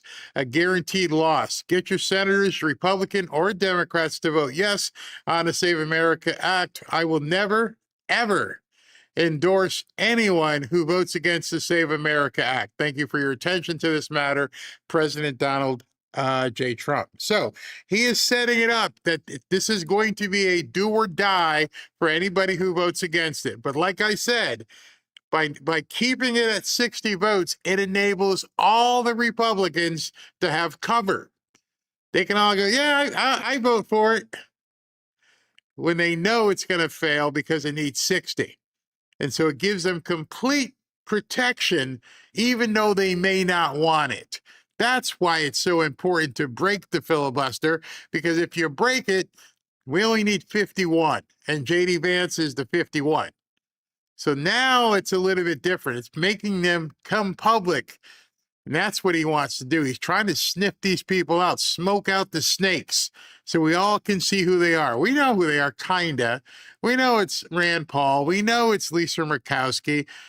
But now let's get everybody in public and get them. But they're not going to do it. They're going to fail this.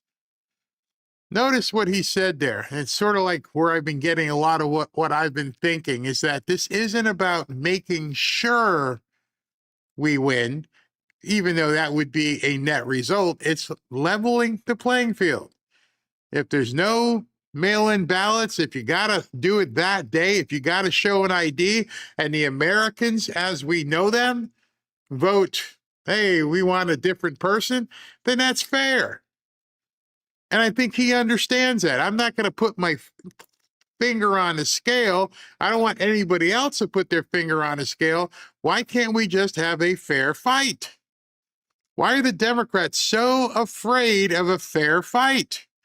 I think most Americans are like, yeah, let's let the chips fall where they may. Bring your A game. But they know nobody wants that crap.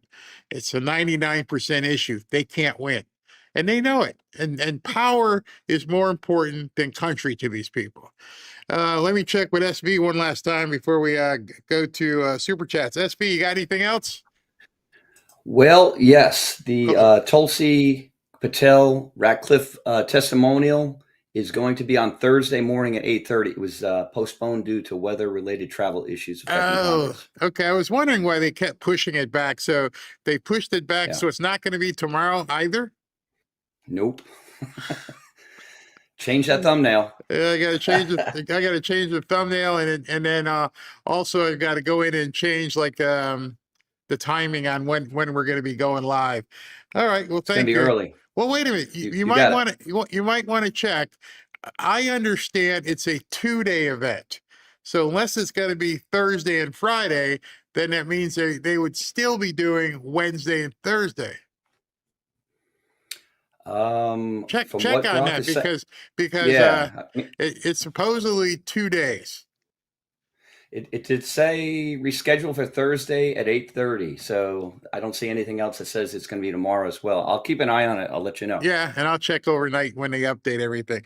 Thank you Okay. today for everything you've done. Thank you very much. You got it. See y'all later.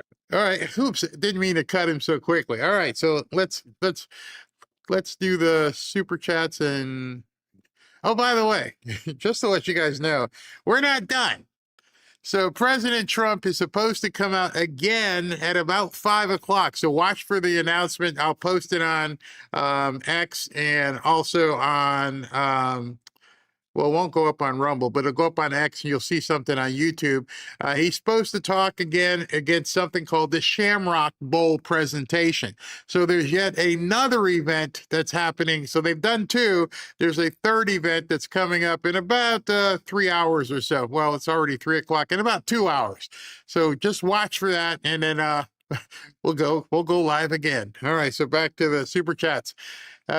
Monet, everyone I talked to about Iran war pushes back, saying Obama had the nuclear deal and our people were there making sure they were not making a bomb. You can't fix stupid. Making breaking U.S. true patriots remember all what we voted for, full stop. Exactly. Tinley, Gondor calls for aid, but who will answer? No, who would? What's his Mark? Hey Barry, all your shows are information and very entertaining, but boy, you hit it out of the park today. A superb show. Happy St. Patrick's Day. Wow, thank you. And you know what's weird? SB and he can tell you, and literally at 11:30, 11:50, I'm like, I got nothing to talk about. I didn't have anything. No, there was nothing I felt like we could talk about and spend even an hour with. And here we are 3 hours later. Well, thank you, boss. He came out twice. Brad, hope they're not eating steak and lobster. Moshe, Barry, you're becoming the next Rush Limbaugh. Oh my gosh, thank you. That's a heck of a compliment. Make it again. You have nothing to apologize about. Those who are too tender ears should police themselves and allow the adults. Sometimes you just feel like you're so frustrated and you see what's happening. And yeah, I blurt stuff out once in a while. Like a big, what's it? Like Abigail. To my fanfare family, may our hands be forever clasped in friendship and our hearts joined forever in love. That's very nice. John, how are you doing? Love the fanfare family. John, I gotta get in touch with you about, and I'll ask Ashley if she can find your email. Tinley, please don't stream about Pam and those crazy. She's good, but we don't need the trolls, black pillars, and panicans. I'm loving the winning right now. Hello, Neo. Happy St. Patrick's Day, Barry and fanfare team. Awesome show. God bless our president and all us American MAGA patriots. Absolutely. Thank you. And I got one more down there below. It's from George. Barry, you accurately said that if a government, state or federal, refuses to protect the rights of American citizens, Insurrection Act time. Can a Save America Act be a trigger? He said, nothing to do with my opinion. He said, one way or another, it will pass. So obviously he has made a plan as to what he's going to do. It'll get challenged in court, but he's saying, I'm going to do it. So is it the Insurrection Act or just by executive order? Just saying, this is what we're going to do. He's using his constitutional authority, which is going to require some judge to say no, which I bet you within an hour of it hitting, the ink won't even be dry before they're in court screaming about it. But it's coming. It's definitely coming. Let me see if, before I go, if he's posted anything else, and then we'll get back to you guys sometime around 5 o'clock. Nope, that's it. All right, so I will see you guys tonight. I'm not really sure of the time, 4:45, I guess, depending on what they're saying is coming. All right, talk to you guys soon. Thanks for hanging out for 3 hours.